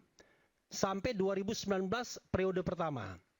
Tapi pada periode kedua, hancur. Kembali ke 34 lagi, alias jalan di tempat. Kalau kita orang beriman, yang namanya angkanya sama dibandingkan 10 tahun yang lalu, itu namanya rugi kita. Kan begitu? Karena sama. Nah karena itulah kemudian kita harus berpartisipasi di dalam pemberantasan korupsi ini. Ya. Salah satu titik dari pemberantasan korupsi, kalau kita bilang misalnya, korupsi itu kan 3 jenis lah paling tidak. Jenis pertama adalah ya korupsi tradisional, suap. Menyuap, itu paling gampang lah. Kemudian korupsi yang kedua adalah korupsi yang melibatkan misalnya pemberian fasilitas dan lain sebagainya. Ya. Tapi yang kacaunya adalah yang paling berat adalah korupsi jaringan. Korupsi jaringan ini yang paling berbahaya di dunia ini. Karena kenapa? Karena melibatkan sebuah jaringan politik, ekonomi, sosial, budaya. Ada yang bertindak sebagai pembelanya, ada yang bertindak sebagai backing di parlemennya, ada yang bertindak sebagai pemberita yang menguntungkan dan lain sebagainya. Sehingga siapapun yang berusaha memberantas korupsi ini akan menghadapi kendala yang luar biasa. Yang terjadi adalah korupsinya tidak dibongkar, tapi orang yang melaporkan korupsinya malah ditangkap pencemaran nama baik. Nah itu yang terjadi. Kemudian orang nggak mau menyebut pemberantasan korupsi itu, tidak mau berpartisipasi. Nah sekarang saya mau minta, mumpung sebentar lagi akan ada presiden yang baru. Hei Pak Prabowo, ya kan? Coba realisasikan janji Anda untuk memberantas korupsi itu. Mulailah dari dugaan-dugaan korupsi yang hari ini kita diskusikan. Biar clear masalahnya. Kalau itu suap, katakan suap. Kalau tidak, case close. Selesai. Dan saya tidak ada urusan. Kaisang mau korupsi, saya juga begini. Kaisang tidak korupsi, saya juga begini. Yang paling penting adalah sebagai warga negara, kita berpartisipasi dalam pemberantasan korupsi di lapangan manapun. Dan saya terima kasih dengan Mas Roy yang sudah memberikan data yang saya kira menambah kekayaan dan hasanah kita semua. Iya kan? Informasinya menarik. Dan jangan dipaksa untuk menjadi penegak hukum atau orang hukum. Ya, satu lagi. Tambahin data lagi Mas Ain, supaya tidak confuse ya. Tadi yang kita bicarakan kan pesawatnya yang dipakai Kaisang. Supaya orang nggak salah, pesawatnya dipakai Bobby lain lagi memang. Bobby itu pesawatnya Embraer. Ya, jenisnya Embraer Legacy, kode penerbangannya atau kode lambungnya itu VP Charlie London. Itu terdaftar di Cayman Island. Tapi itu milik pengusaha Medan di Asian Capital Group nama perusahaannya. Nama orangnya saya tahu persis, tapi sementara kita inisial saja. Orang Indonesia. Orang Indonesia, RA. Ya, RA ini punya usaha yang kemarin salah satunya sudah tertangkap karena konsorsium 303. Dah. Oke. Ini datanya valid juga nih? Kalau nggak valid saya nggak berani bicara di TV nasional seperti iNews. Oke, luar biasa, semangat.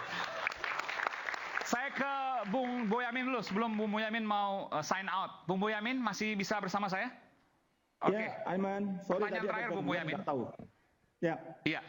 Tadi Bung Boyamin juga dengarkan pasti apa yang kita debatkan di sini.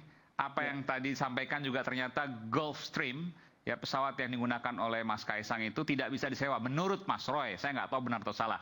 Mungkin Mas Boyamin punya data juga. Tapi saya bertanya, Mas Boyamin ini banyak bertanya, dulu memberikan jalan untuk Mas Gibran jadi wakil presiden. Kok sekarang nyerang Mas Kaisang? Ada apa, Mas? Enggak. Gini, saya pertanyaan yang tadi gantung, saya mau ngomong. Ini kan soal, tadi ditanyakan data Pak Andi Asrun. Itu kan MOU itu ditandatangani tanggal 23 April 2021. Clear itu. Artinya setelah itu nanti kita bahas. Terus juga ada perjanjian sewa setelah itu tahun 2022 ada juga. Nah, sekarang pertanyaan sederhana itu. Misalnya pemborong itu hebat, menang dengan cara murah, tidak KKN, terus kemudian barangnya bagus, serah terima.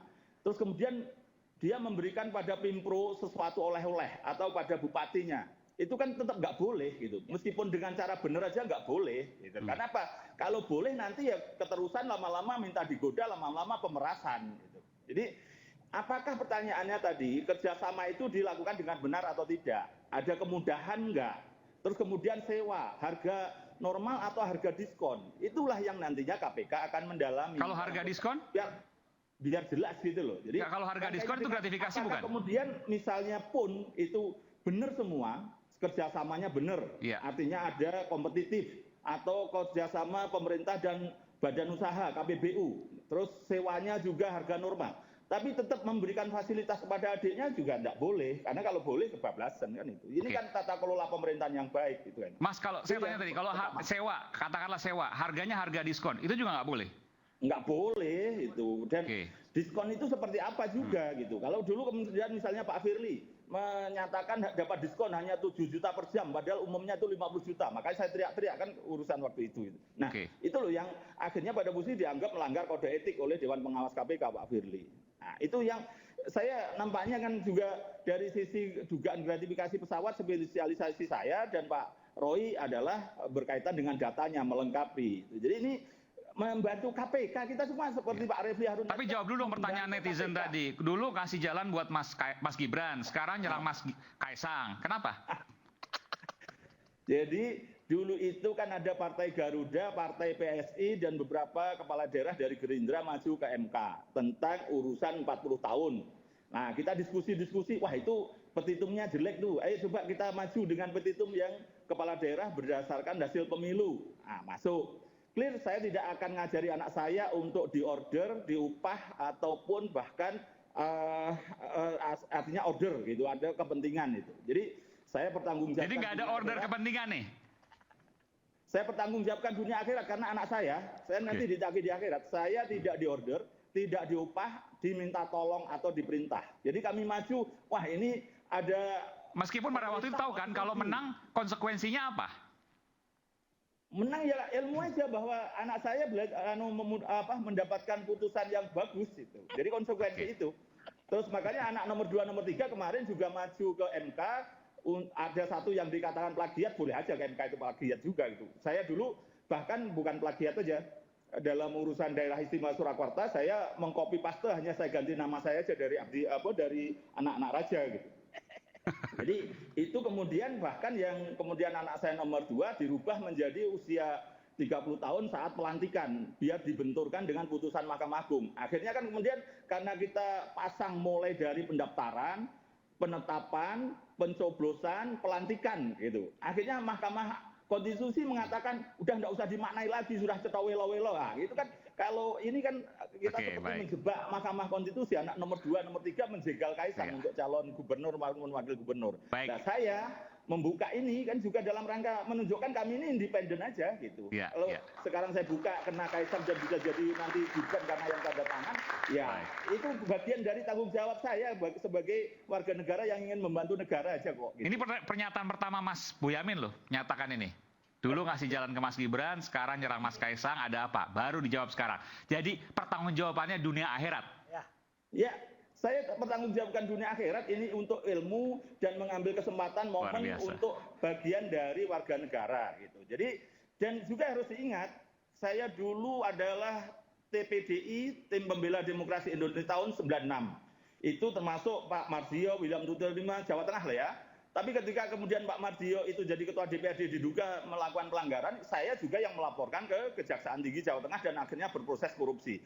Misalnya ada yang menuduh saya bagian dari Jokowi misalnya. Justru ketika Jokowi dan keluarganya nggak benar, saya yang harus pertama kali mengingatkan dan menghantamnya gitu. Jadi sebagai bentuk kewajiban saya. Jadi jangan pada posisi, wah ini timnya Jokowi, temannya Jokowi. Monggo aja lah kalau itu, tapi bagian saya, bagian dari masyarakat anti korupsi, dan kemudian mau saya bubarkan 2024 ini akan menjadi lebih kepada detektif partikelir, saya akan lebih banyak nyuplai data. Jadi inilah yang kolaborasi, dan saya kan punya expert daripada yang lain. Kalau laporan saya mangkrak atau ditelantarkan, kemudian saya uji pengadilan, saya gugat biar bergerak lagi kan itu. Jadi itu ya, saya tetap akan selamanya seperti itu. Dan, gitu, saya mendengar juga Mas Boyamin siap untuk menggugat KPK kalau tidak menyelesaikan masalah ini. Iya, karena supaya clear, ini kan bentuk tata kelola pemerintahan yang baik, harus dimulai dari ini. Kalau tidak sekarang, kapan lagi? Bahasa saya dan KPK harus punya keberanian untuk memastikan ini semua.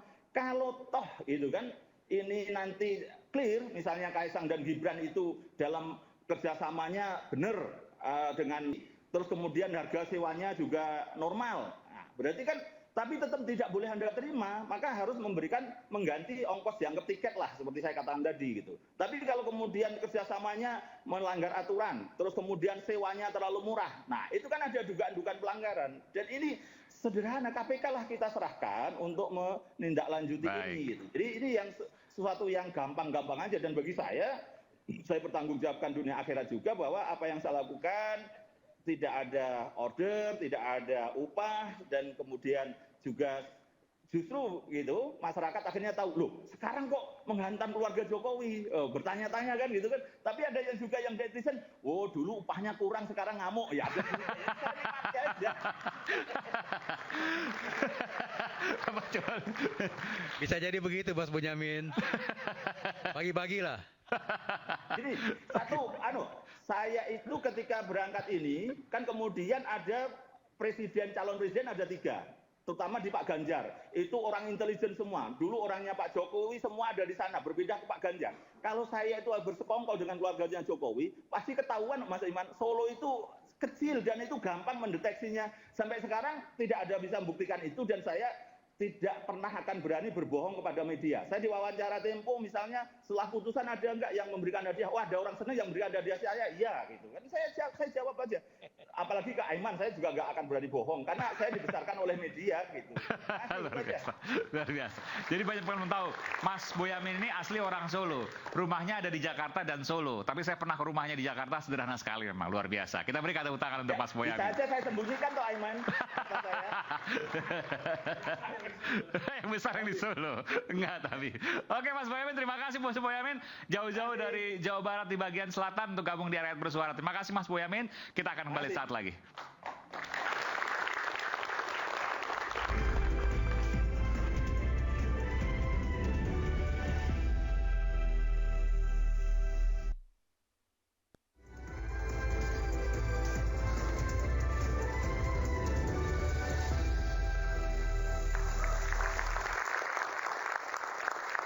Kembali di Rakyat Bersuara, tadi sudah ada perdebatan. Saya ingin bicara soal ini sebenarnya, pesawat Gulfstream itu yang dikatakan tidak boleh disewa. Tapi sebelum saya bicara itu, saya berikan kesempatan dulu pada Prof. Ikrar Nusa Bakti. Dari apa yang kemudian tadi jadi perdebatan, apa yang Prof. Ikrar ingin sampaikan? Bawa koran sekarang, Prof. Ya, terima kasih Bung Aiman. Saya juga berterima kasih sama Mas Roy Suryo ya. Sebab kalau nggak ada penjelasan itu, saya juga nggak mentelengin tadi video pendek itu. Celana pendek? Bukan celana pendeknya. Video pendek yang katanya itu bukan dari Los Angeles ya, tapi itu dari Nagoya. Kenapa? Kalau di apa yang dijelaskan Mas Roy itu, kalau itu bulan Desember 2023 ya? Bukan, itu September 2023. September 2023, kalau kita lihat itu isinya Kaisang itu memang tidak dalam keadaan hamil. Betul. Ya. Jadi itu valid itu, ya. Itu kalau dalam bahasa hukumnya si Refli Harun tuh crystal clear, ya. Crystal clear tuh. Coba Anda bayangkan udah crystal clear lagi ya. Tapi saya ingin menjelaskan aja, ya. Kalau tadi Prof siapa? Andi Asrun. Andi Asrun tadi kan bicara karena si Kaisang bukan pejabat, jadi bukan gratifikasi. Ya. Jadi saya ingat pembicaraan antara saya dengan almarhum Faisal Basri. Dia cerita sama saya, Mas Ikrar, itu orang di dalam kabinet Jokowi yang masih saya hormati itu adalah Ani, ya. Maksud dia itu adalah Sri Mulyani.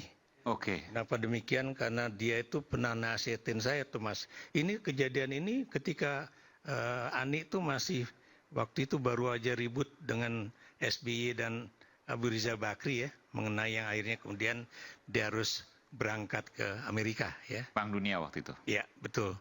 Jadi di situ waktu itu kami lagi bertemu di suatu rumah di daerah Menteng, yaitu ceritanya Faisal Basri.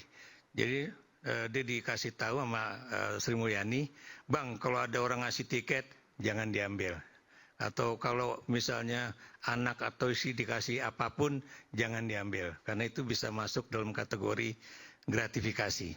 Nah, kalau saya ingin menjelaskan ya, di sini, saya memang bukan ahli hukum. Ya. Sebentar. Jadi, Bang Faisal Basri almarhum, berapa hari lalu ia meninggal ya? Sempat menyatakan bahwa satu-satunya, boleh saya katakan itu? Orang yang ia masih hormati di kabinet Pak Jokowi. Pada saat itu, bukan Jokowi. Ini masih kabinet waktu itu masih SBY. Ya. Adalah Bu Sri Mulyani. Betul. Dia bilang Mbak Ani waktu itu. Karena Mbak Ani atau Bu Sri Mulyani sempat mengatakan itu. Iya, dia tidak mau menerima hadiah apapun dalam bentuk apapun, baik berupa uang ataupun barang ataupun bentuk yang lain ya. Jadi sekali lagi saya di sini mengambil artikel ya di Harian Kompas, nggak lama, ini baru Selasa 10 September ya, jadi 2 hari yang lalu, kemarin malahan ya, itu tulisannya Muhammad Fathahillah Akbar ya, dosen pada Departemen Hukum Pidana Fakultas Hukum Universitas Gadjah Mada ya, itu judulnya Budaya Gratifikasi ya. Jadi tulisan ini menjelaskan ya, bahwa gratifikasi itu diatur dalam pasal 12B Undang-Undang Nomor 31 Tahun 99, Undang-Undang Nomor 20 Tahun 2001 tentang pemberantasan tindak pidana korupsi ya. Ini pasti Bung Refli tahu ya. Dan di sini ya bukan cuma persoalan apakah itu misalnya meliputi pemberian uang, rabat, barang, komisi, dan fasilitas lain, baik di dalam maupun di luar, dengan cara elektronik maupun tanpa elektronik. Tapi di sini juga tulisan Muhammad Fadil Akbar ini juga menjelaskan bahwa yang namanya gratifikasi itu tidak harus langsung kepada pejabat negara atau orang yang memiliki jabatan lah ya.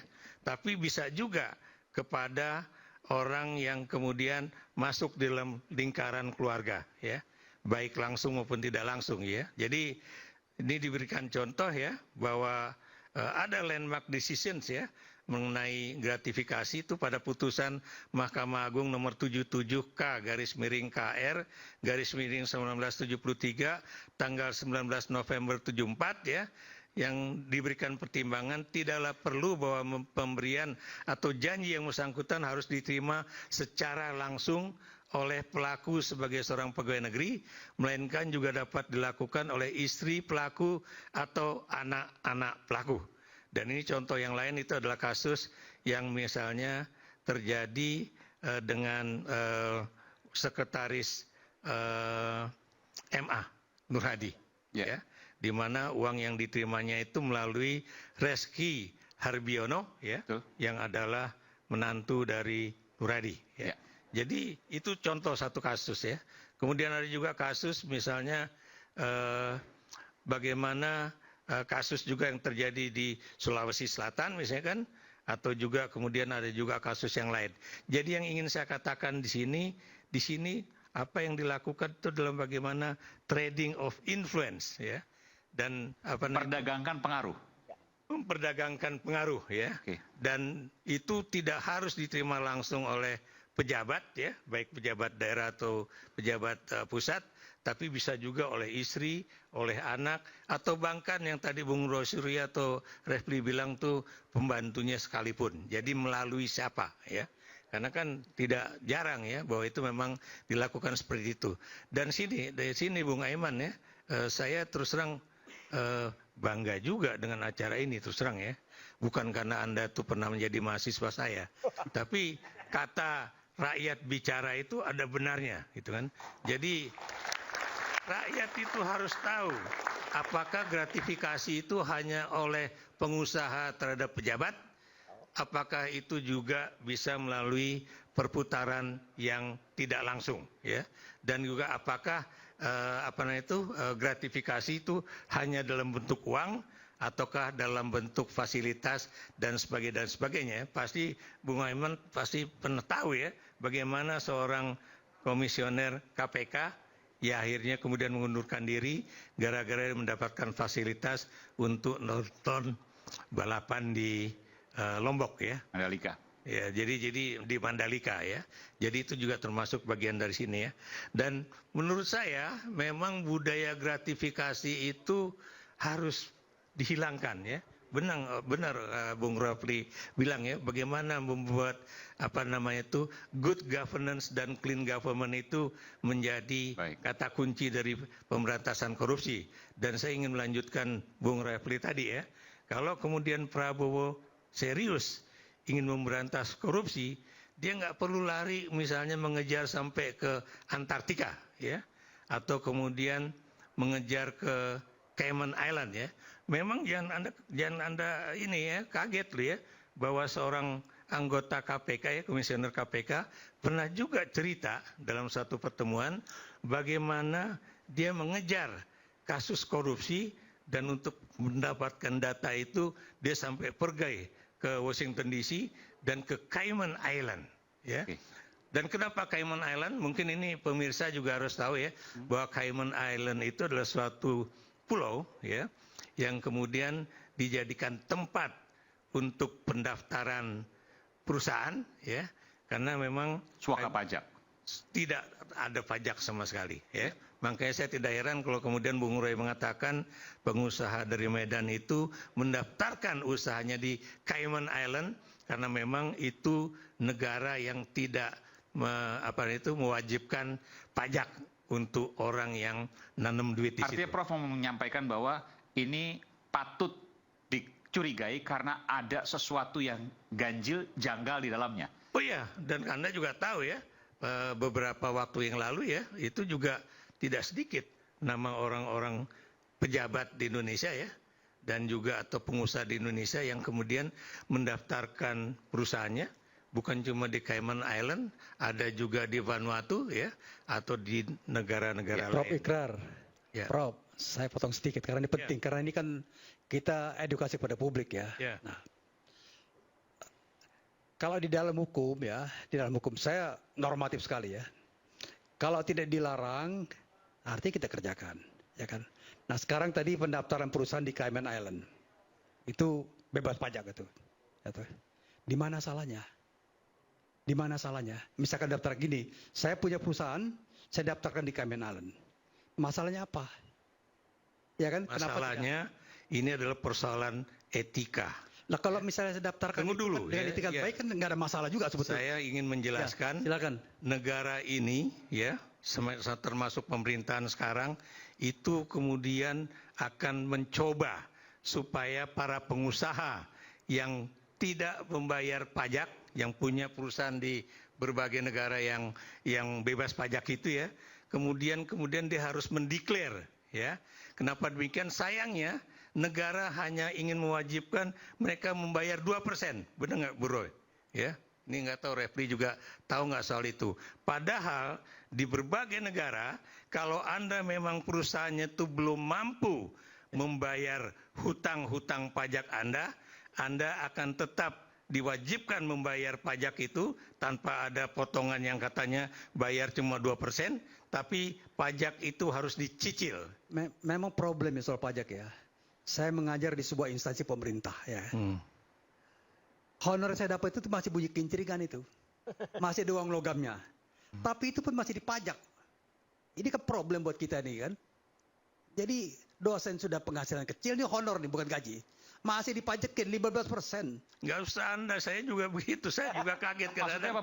Kadang apa? Pajak saya yang mengajar, dikenakan ke dalam. ada honor mengajar. Kalau saya beginikan itu masih ada bunyi uang logamnya. Kalau Repi nggak pernah lagi dengar uang logam. Apa kaitannya dolar matanya? Apa kaitannya dengan gratifikasi ini? Masih dipotong, ada tanda tangan, potongan pajak 15%. Ini ngajar loh.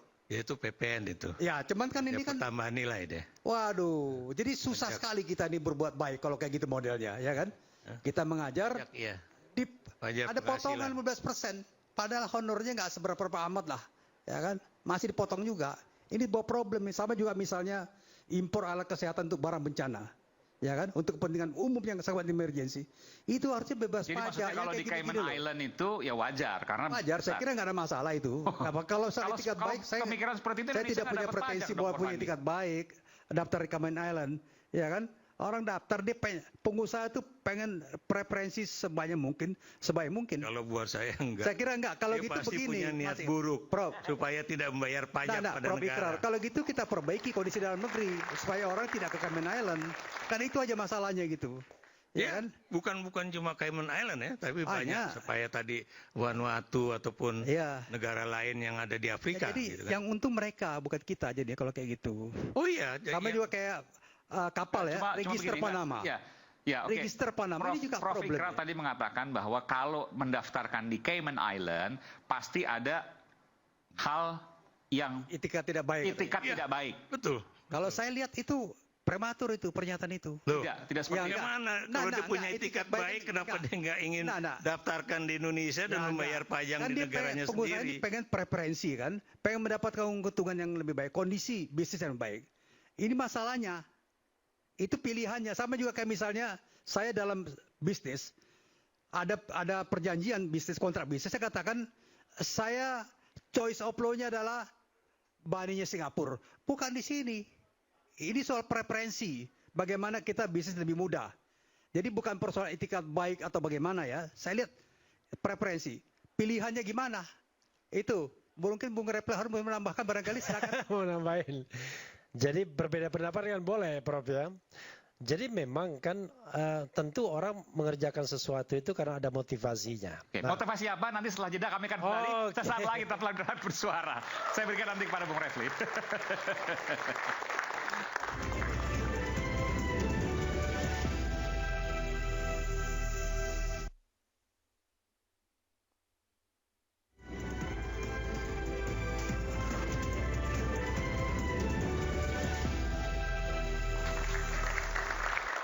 Karena tadi saya janji ke Bung Refli, saya kasih ke Bung Refli, silakan.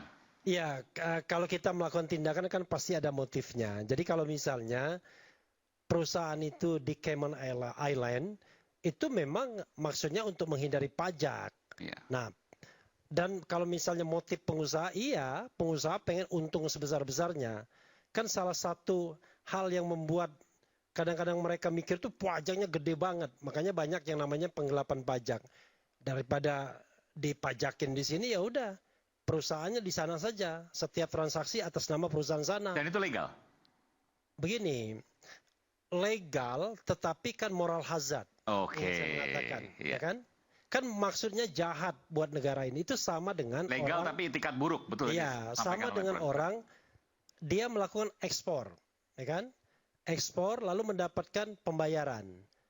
Parkir 75% bahkan 90% di negara lain. Yang ke Indonesianya cuma 10%. Nah itu yang namanya capital flight itu. Sama kayak demokrasi dong Bang Refli. Legal tapi bisa digunakan sebagai etikat buruk. Itu lain persoalan. Nah, karena itu kalau kita seorang nasionalis, katanya kan Pak Prabowo nasionalis, ya yang begini-begini harus declare biar mereka yang punya perusahaan di Cayman Island itu. Kalau Pak Prabowo nggak ada perusahaan di Cayman Island. Saya berani jamin Pak Prabowo tidak ada. Bukan, saya mengatakan Prabowo sebagai presiden itu mewajibkan menteri-menterinya, pejabat-pejabatnya untuk declare. Jangan sampai kemudian ada Panama Papers, ada leaking dari Panama Papers yang mengatakan ternyata menteri ini ada di luar negeri, menteri ini ada dan lain sebagainya. Kan itu kan lucu. Anda berceramah mengenai nasionalisme, kepentingan bangsa, kepentingan negara, tapi bayar pajak nggak mau. Kan itu persoalannya. Oke. Nah, jadi karena itu menurut saya mungkin dia masih legal ya dan tidak bisa dipermasalahkan, tapi secara etik itu tidak etis dan bahkan moral hazard saya katakan. Oke, baik. Begitu. Saya ke sedikit aja, saya mau tanya, saya mau penegasan dari Prof. Ikrar. Soal jet pribadi ini tadi sudah panjang lebar, Mas Roy sudah sampaikan, Mas Boyamin sudah sampaikan. Saya tahu Prof. Ikrar bukan ahli hukum, tapi berdasarkan apa yang informasi yang kemudian disampaikan, keyakinan Prof. Ikrar, ini gratifikasi atau bukan? Gratifikasi. Gratifikasi, kenapa? Kenapa demikian? Karena itu pasti ada unsur pejabat, ya. Maksud saya pemberi tumpangan, katanya dia nebeng. Masa kemudian nebeng dari Jakarta sampai ke Los Angeles misalnya kan? Izin, Prof. Ya. Dari tadi saya mendengarkan keterangan Prof itu kayaknya agak ambigu ya. Oh, enggak. Ya, kan? Nih, ini coba saya jelaskan kalau dulu, memang Kaisang itu berniat baik, gini Prof, mengapa dia tidak datang? Boleh saya ngomong Prof? Oh silakan. Oke. Silakan. Nih Prof mengatakan gratifikasi, kemudian Prof mengatakan lagi nih, ya kan, dia bukan pejabat. Tadi dijelaskan, ini clear soal Kaisang. Dia bukan penyelenggara negara, bukan. Anda pejabat. Tadi saya udah ambil dari Kompas. Oke, terus lanjutannya. Yang namanya gratifikasi itu bukan hanya untuk pejabat, tapi keluarganya. Ini, yang dijelaskan tadi itu balik lagi Kaisang, balik lagi Bobi. Ada nggak pejabat lain? Ada nggak? Mahfud misalnya. Banyak, Prof. Pak Mahfud. Profesor Mahfud. Banyak. Maksudnya gimana? Pejabat yang sedang menjabat. Mau ke Makassar. Ya kan? Dengan pejabat yang sedang menjabat. Ya kan? Itu menggunakan jet pribadi. Pertanyaannya. Mereka pejabat, iya pejabat, penyelenggara negara, iya penyelenggara negara. Gratifikasi apa enggak, Prof? Oh, kalau dia memang itu terkait dengan kepentingan pribadi, itu gratifikasi. Kalau Profesor Mahfud diajak oleh Pak JK naik private jet dalam rangka konferensi HMI di Makassar, itu gratifikasi bukan? Tergantung niatnya Pak JK. Karena Pak JK apakah dia punya kepentingan dengan Pak Mahfud? Coba saya jelaskan gimana? Ya. Jadi gini, kan saya sudah bilang ya, gratifikasi itu bukan sesuatu yang buruk, belum tentu sesuatu yang buruk.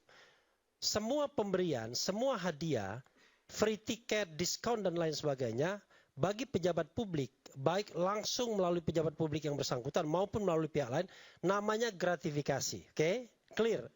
Jadi Kaisang kalau seandainya dia tidak sewa, tidak punya sendiri, itu gratifikasi. Izin. Sebentar dulu. Satu pertanyaan. Sebentar. Yang dilakukan itu, dulu. Unsurnya terpenuhi apa tidak? Sebentar dulu. Itu namanya gratifikasi. Nah, persoalannya adalah undang-undang itu tidak bilang semua gratifikasi itu bisa dilarang. Gratifikasi yang dilarang itu kalau terkait dengan jabatan, tugas, dan kewajiban pejabat yang dimaksud. Kan begitu? Karena itulah kita nggak usah berdebat. Ini gratifikasi. Misalnya tadi dikatakan. Ini pasti gratifikasi. Iya gratifikasi lah. Kaisang dan Bobi. Kalau pertanyaan saya gini. Kaisang dan Bobi pasti gratifikasi. Saya balik ke Aiman. Itu pesawat pribadi itu punya dia apa bukan? Tidak tahu, tapi kemungkinannya bukan, Mas Roy. Bukan Mas Roy. Kata Mas Roy. Saya kan tanya dulu. Kedua, sewa atau enggak? Harus ada datanya. Kalaupun sewa, pesawat itu diregister sebagai pesawat yang bisa disewakan atau tidak? Malah lebih kacau. Malah lebih kacau. Plat hitam lah jadi intinya. Karena pesawat itu ada boleh disewa, ada boleh tidak. Oke, kalau dia beli aftur boleh nggak? Pertanyaan yang sama, pertanyaan yang sama yang disampaikan. Pesawat itu tetap tidak boleh disewakan. Nggak, artinya gini. Oke dah. Saya pakai pesawat itu, saya beliin aftur. Ya nggak bisa juga. Nggak bisa. Pesawat itu diskon aja nggak boleh. Apalagi sama juga ini Bang Aiman. Saya pinjam motornya Repli, saya beliin bensin. Nah karena itu, boleh nggak? Saya mengatakan Kan kita bicara tidak ada kemungkinan lain kan? Kemungkinannya hanya itu adalah hadiah, pemberian. Kan begitu. Bang Rafli, izin Bang. Abang bicara lagi kemungkinan. Kalau kemungkinan tidak, berarti ada kemungkinan iya. Anda ini kok dari tadi cuma semantik dong. Dengarkan bukan semantik. Ini yang saya mau katakan ke Abang nih. Abang dari tadi bicaranya. Tolong Anda dengarkan saya. Itu contohnya. Ada orang lain pejabat negara. Tolong Anda dengarkan pertanyaan yang sama yang disampaikan oleh Bang Rafli. Coba ditanyakan yang lain. Udah sebutkan satu namanya. Kalau Anda mau bela Kaisang, bela Gibran, bela Jokowi, itu Anda urusan Anda. Tapi urusan saya adalah kita dudukan perkara, Bang. Kita dudukan perkara. Pertanyaan yang sama yang disampaikan oleh Bang Rafli. Satu, yang lain nih bukan pejabat negara. Kan? Kaisang bukan pejabat negara. Yang lain yang pejabat negara. Satu kata kita sebutkan. Prof Mahfud. Oke, pejabat negara apa bukan? Pejabat negara. Sedang menjabat waktu itu. Oke. Lalu apa masalahnya? Pertanyaannya yang sama coba ditanyakan. Oke, saya jelaskan. Coba ditanyakan dulu, itu saya punya Prof Mahfud atau bukan? Kan Anda mau minta saya jelaskan kan? Coba dijelaskan. Kemudian ada yang lain. Perlu diketahui oleh semuanya ini. Perlu diketahui. Ya, siapa lagi? Selain itu, ada Mbak Puan di sini. Ya, siapa lagi? Pada saat dia menggunakan itu sedang menjabat. Siapa lagi? Masih banyak yang lain. Oke ya. Oke, jawablah. Jawaban saya adalah satu, ketuhanan yang Maha Esa.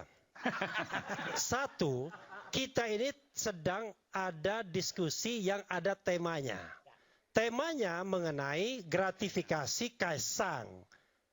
Kok saya ngomong yang lain? Oke, satu. Jadi kita disiplin. Yang kedua, kalau memang mau ditanyakan karena perkembangan diskusi, apakah Mahfud kalau naik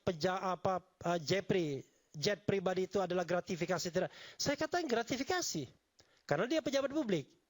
Kalau Puan naik itu apakah gratifikasi? Gratifikasi, karena dia pejabat publik.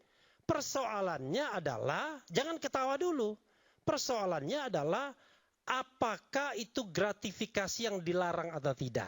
Kan itu pertanyaan kita. Kalau seandainya dilarang, dia salah. Apa saya berat mengatakan Puan salah? Enggak. Mengatakan Mahfud salah? Enggak. Yang saya katakan, tidak berarti kemudian kalau orang lain melakukannya, lalu yang ini jadi sah. Enggak bisa begitu. Kalau kita mengatakan pemberantasan korupsi, kalau bagi saya, korupsi is korupsi. Siapapun yang melakukannya, ya, bahkan kata Rasulullah, even Fatimah sekalipun anak saya, putri saya, kalau dia mencuri saya yang akan potong tangannya. Itu dong kalau kita mau melakukan pemberantasan korupsi.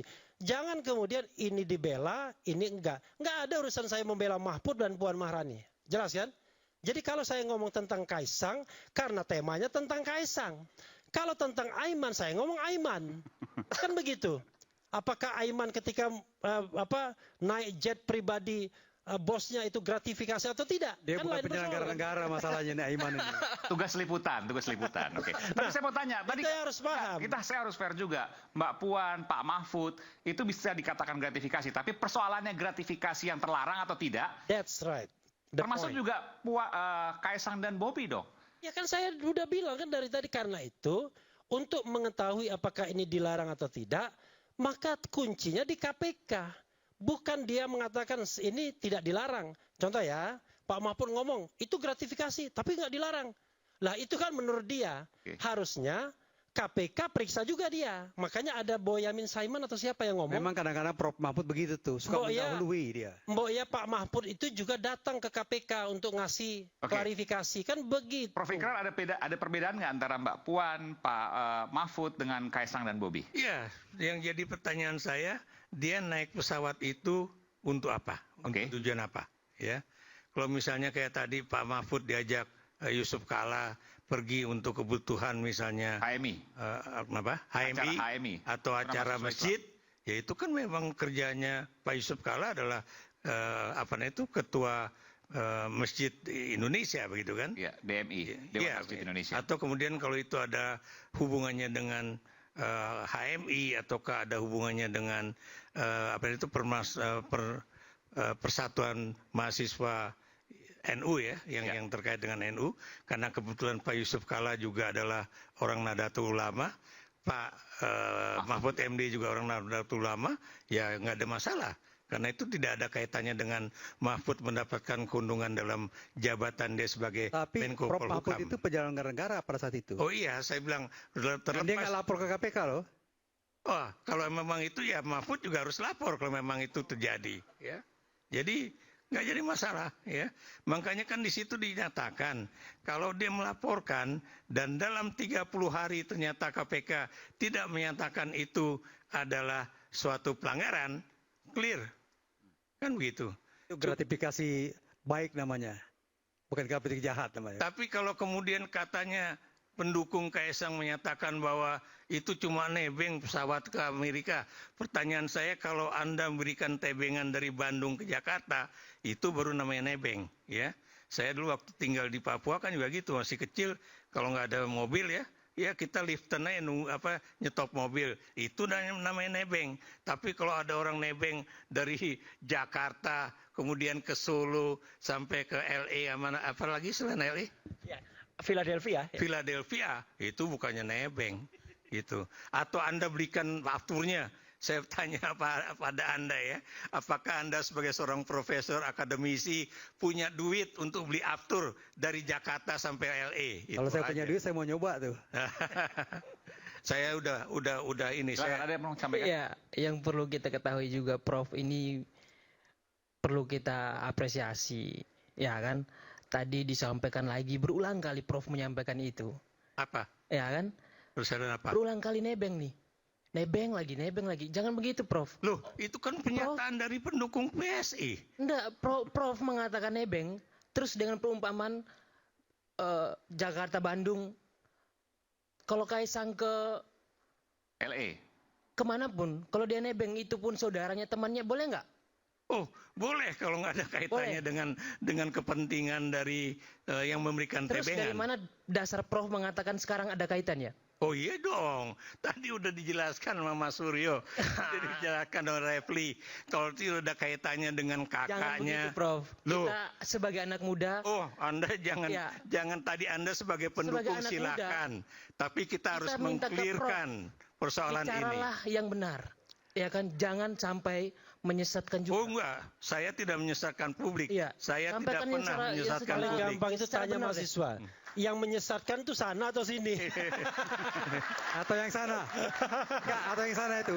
Okay. Mungkin baik. Yang sana itu baju biru. Kita kembali saat lagi, tetaplah bersama kami Rakyat Bersuara.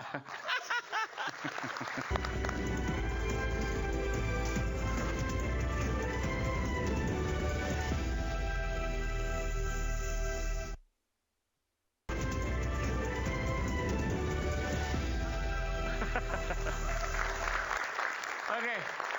Tadi karena Bung Refli menanyakan kepada mahasiswa, saya jadi langsung ingin menanyakan kepada mahasiswa. Ada yang mau berbicara? Oke, silakan. Mikrofonnya kasih tolong. Oh, udah, oke. Perkenalkan dulu nama, universitas, dan fakultas. Baik, nama saya Zaim Syakban Syauki, Universitas Indonesia, Fakultas Ilmu Budaya. Oke, silakan. Jadi yang mau saya sampaikan adalah gratifikasi ini kan ada ilegal dan non-ilegal.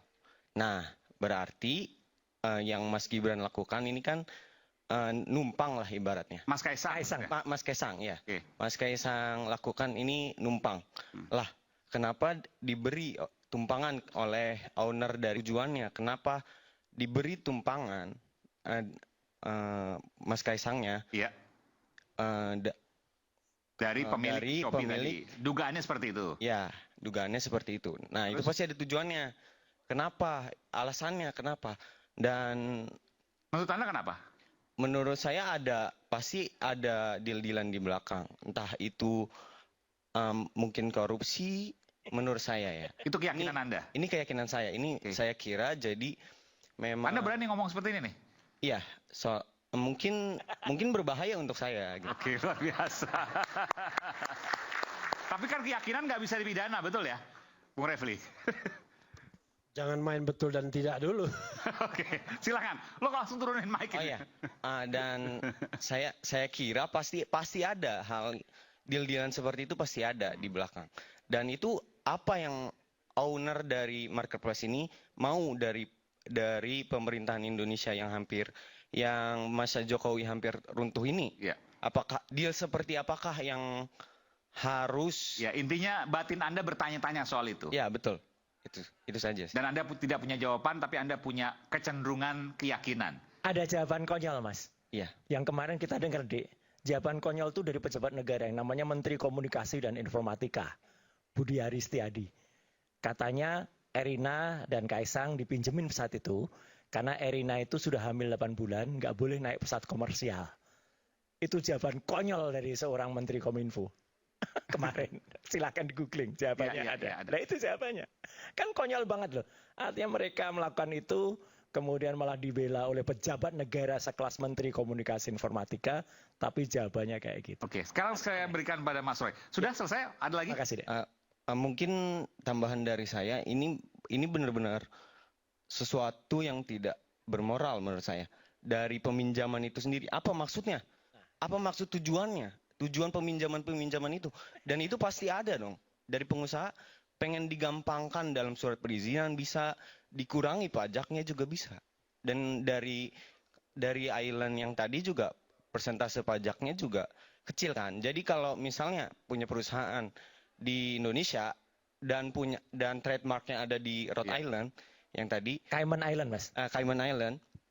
Jadi secara dia melakukan seluruh profit yang ada di Indonesia dipindahkan ke Cayman Island, dan itu sebenarnya tidak bermoral gitu. Walaupun itu saya kira legal gitu. Baik. Bagaimanapun juga ada suara mahasiswa, bagian dari rakyat bersuara. Kita harus apresiasi. Nanti silakan dibantah oleh Bung San Salvator dan juga Prof.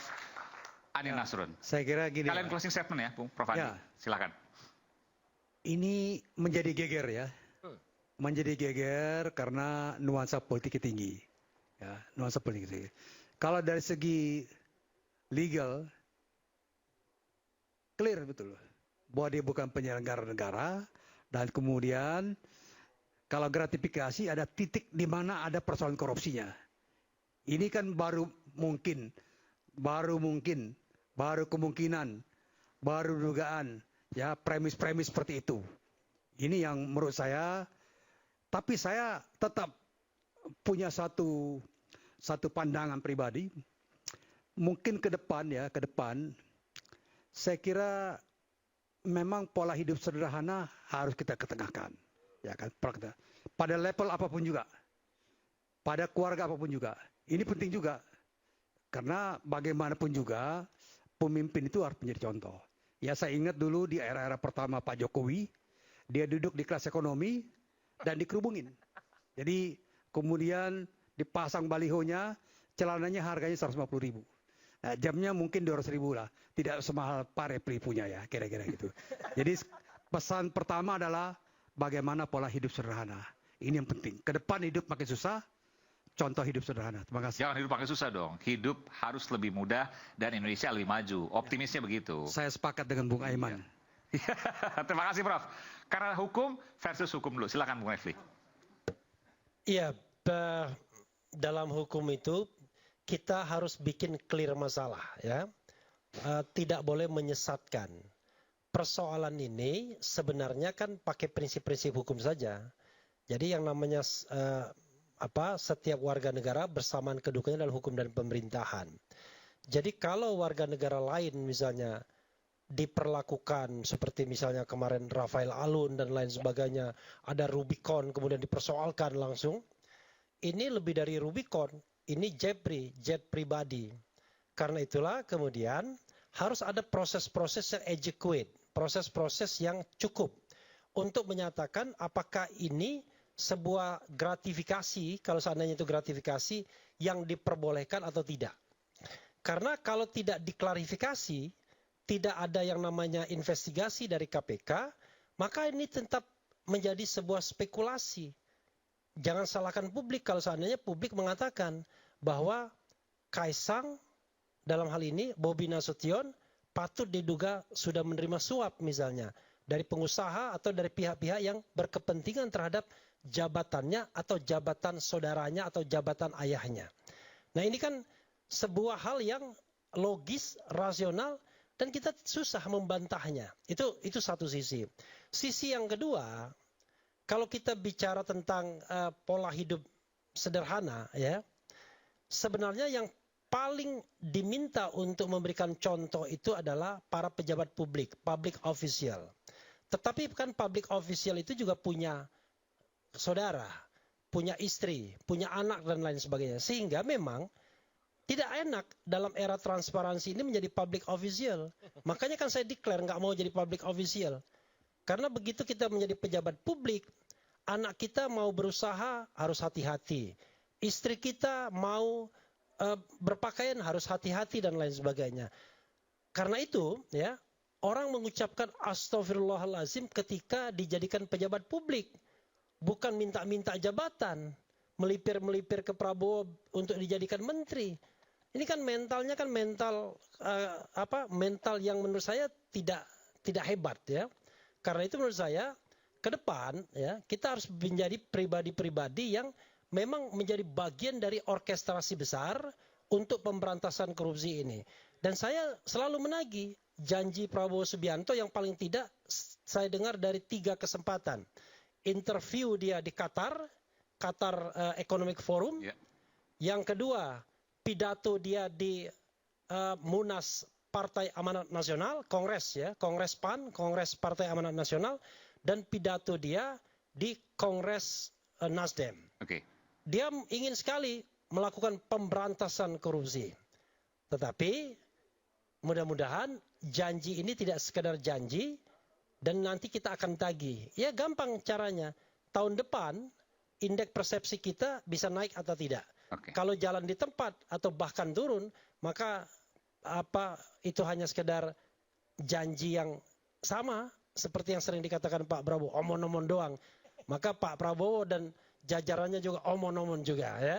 Okay. Mudah-mudahan tidak demikian. Okay. Wassalamualaikum warahmatullahi wabarakatuh. Waalaikumsalam warahmatullahi wabarakatuh. Mas Roy silakan sebelum ya, ke Bung Sam. Tadi ada yang belum dibahas, sedikit aja saya tambahkan. Jadi, data lagi nih ya? Ya, jadi soal pesawat. Ya, kenapa tadi Mas Refli itu mengatakan kalau dia sewa itu boleh? Saya katakan kalau sewa itu nanti harus dicek karena menurut aturan dari FAA ya dari Badan Penerbangan untuk yang ada secara internasional federasi itu ada 2 tipe pesawat. Pesawat yang bisa disewa dan pesawat yang private. Pesawat yang private itu belum tentu pesawat kecil. Pesawat yang besar juga ada, tapi itu private. Kalau private itu tidak punya legalitas untuk disewakan. Pesawat yang kecil banyak yang bisa disewakan, di Indonesia pun banyak yang bisa disewakan. Misalnya miliknya Lion gitu. Itu dia punya, Gulfstream juga itu bisa disewakan dan itu sah untuk disewakan. Tapi terdaftarnya pesawat yang miliknya Gang Y ini pesawatnya adalah private. Pesawat private itu Mas Aiman itu tidak boleh disewakan. Karena itu hanya kepentingan private. Karena dia tidak memiliki izin untuk disewa oleh orang lain. Kalau dulu mobil mungkin plat hitam lah. Ya, mobil plat hitam tidak boleh ngompreng. Iya. Minta duit. Enggak. Kenapa ada Grab dan lain sebagainya di Indonesia lah itu ada pengecualian. Ya. Tapi kalaupun disewakan, ya ini Prof tadi jawabannya. Pesawat yang disewa itu ada 3 jenis. Kita mau sewa secara basah. Basah itu, ini istilah dalam dunia penerbangan. Basah itu komplit semuanya. Sak pilot-pilotnya, sak afturnya, semuanya oli-olinya segala itu dibayar. Atau sewa lembab. Sewa lembab itu apa? Sewa lembab itu semuanya kecuali kru. Atau kering. Kalau kering kosong pesawat itu disewa secara kosong. Jadi beda-beda juga cara penyewaan dan itu tapi semua harus ada izin. Kalau milik ini yang Gulfstream ini milik Gang itu tidak untuk disewakan. Artinya ini data baru yang kemudian patut untuk ditelusuri lebih lanjut. Jadi saya desak KPK untuk bisa memeriksa betul ya. Kalau nanti opsinya adalah itu ngompreng. Ngompreng jelas. Tadi saya sudah sebutkan di awal acara tadi Mas Aiman bahwa keterkaitan bisnis antara Kaisang, kemudian Gibran dan kemudian Gang Y itu banyak banget. Artinya itu tidak mungkin kalau kemudian tidak lepas sama sekali. Itu masalah. Jadi saya moga-moga publik tercerahkan dengan data-data ini dan insya Allah data-data ini memang bisa kemudian nanti dimanfaatkan dengan baik dan saya siap untuk memberikan data. Dan secara detail baru Mas Roy sebutkan dalam Rakyat Bersuara ini. Terima kasih Mas Roy. Terima kasih. Luar biasa. Eksklusif ini. Silakan Bung San Salvator. Terkait tema kita hari ini apakah Kaisang ya kan gratifikasi apa enggak? Tadi disampaikan secara hukum jelas. Dan Bobi. Ya. Oke, dan Bobi itu tidak masuk dalam unsur gratifikasi. Anda meyakini tidak? Iya. Karena? Secara unsur untuk Kaisang tidak terpenuhi. Itu clear. Saya pikir demikian. Untuk Bobi? Untuk Bobi sudah diklarifikasi secara langsung oleh Bobi. Tidak menggunakan dana APBN ataupun APBD. Baik. Iya. Hanya itu cukup? Cukup. Baik, terima kasih Bung San Salvator. Singkat, padat, jelas. Silakan, Prof. Terakhir. Iya, saya pikir Anda perlu baca artikel ini. Di sini udah menjadi jurisprudensi, ya, keputusan Mahkamah Agung mengenai kasus Nur Hadi atau kasus-kasus lain, ya. Di sini menunjukkan bahwa yang namanya gratifikasi itu bukan cuma untuk pejabat, tapi juga bisa untuk keluarga, ya. Ini aja, Anda baca ini deh. Nggak usah baca buku KUHP yang tadi dibawa sama Prof ya. Dan itu satu hal yang dari sisi hukum ya. Dari sisi yang lain ya, Anda tahu ya, yang tadi juga dikatakan oleh Prof. Andi Nasrun. Ya. Persoalan azas kepatutan ya. Anda tahu Jokowi maju karena ada kata Jokowi adalah kita. Dan kemudian Anda juga tahu ketika tahun-tahun pertama menjadi presiden, kalau naik pesawat pulang ke Solo di bangku ekonomi, ya. Dan Anda juga tahu kasus di kepolisian ya, ketika kemudian seorang pejabat polisi itu bermewah-mewah, makanya kemudian Jokowi bilang hati-hati, jangan kemudian menonjolkan kehidupan yang sangat mewah, gitu kan. Dan Anda juga tahu apa yang terjadi sekarang dalam masyarakat, tidak sedikit ya anak-anak generasi milenial dan Gen Z ya, itu Anda tahu berapa pendapatan mereka per bulan, rata-rata 2 juta rupiah. Satu ya. Kedua, Anda tahu dalam data ini ya, 37% orang peminjam pinjol yang tidak bisa membayar, itu 37% itu adalah generasi milenial dan generasi Z ya. Anda tahu bagaimana Pak Nuh itu kemudian membuka ya, bahwa ternyata anggaran untuk pendidikan 52% itu ternyata bukan buat pendidikan, tapi bukan buat yang lain-lain dikatnya ya. Kemudian Anda juga tahu ya bagaimana sulitnya masyarakat Indonesia sekarang ya mencari pekerjaan ya, kemudian juga mencari hidup yang bisa nyaman. Tiba-tiba ada anak presiden atau mantu presiden itu kemudian pergi dengan pesawat jet pribadi ya. Dan kalaupun, jadi Mas Roy ya, kalaupun itu nyewa ya, Anda tahu berapa sewanya kan? Berapa ribu US dollar per jam. 8 miliar? 8 miliar sampai ke Philadelphia. Dan satu kali jalan? Enggak, sampai Reco. OPP, oke. Saya bilang sama istri saya, maaf terus terang ya,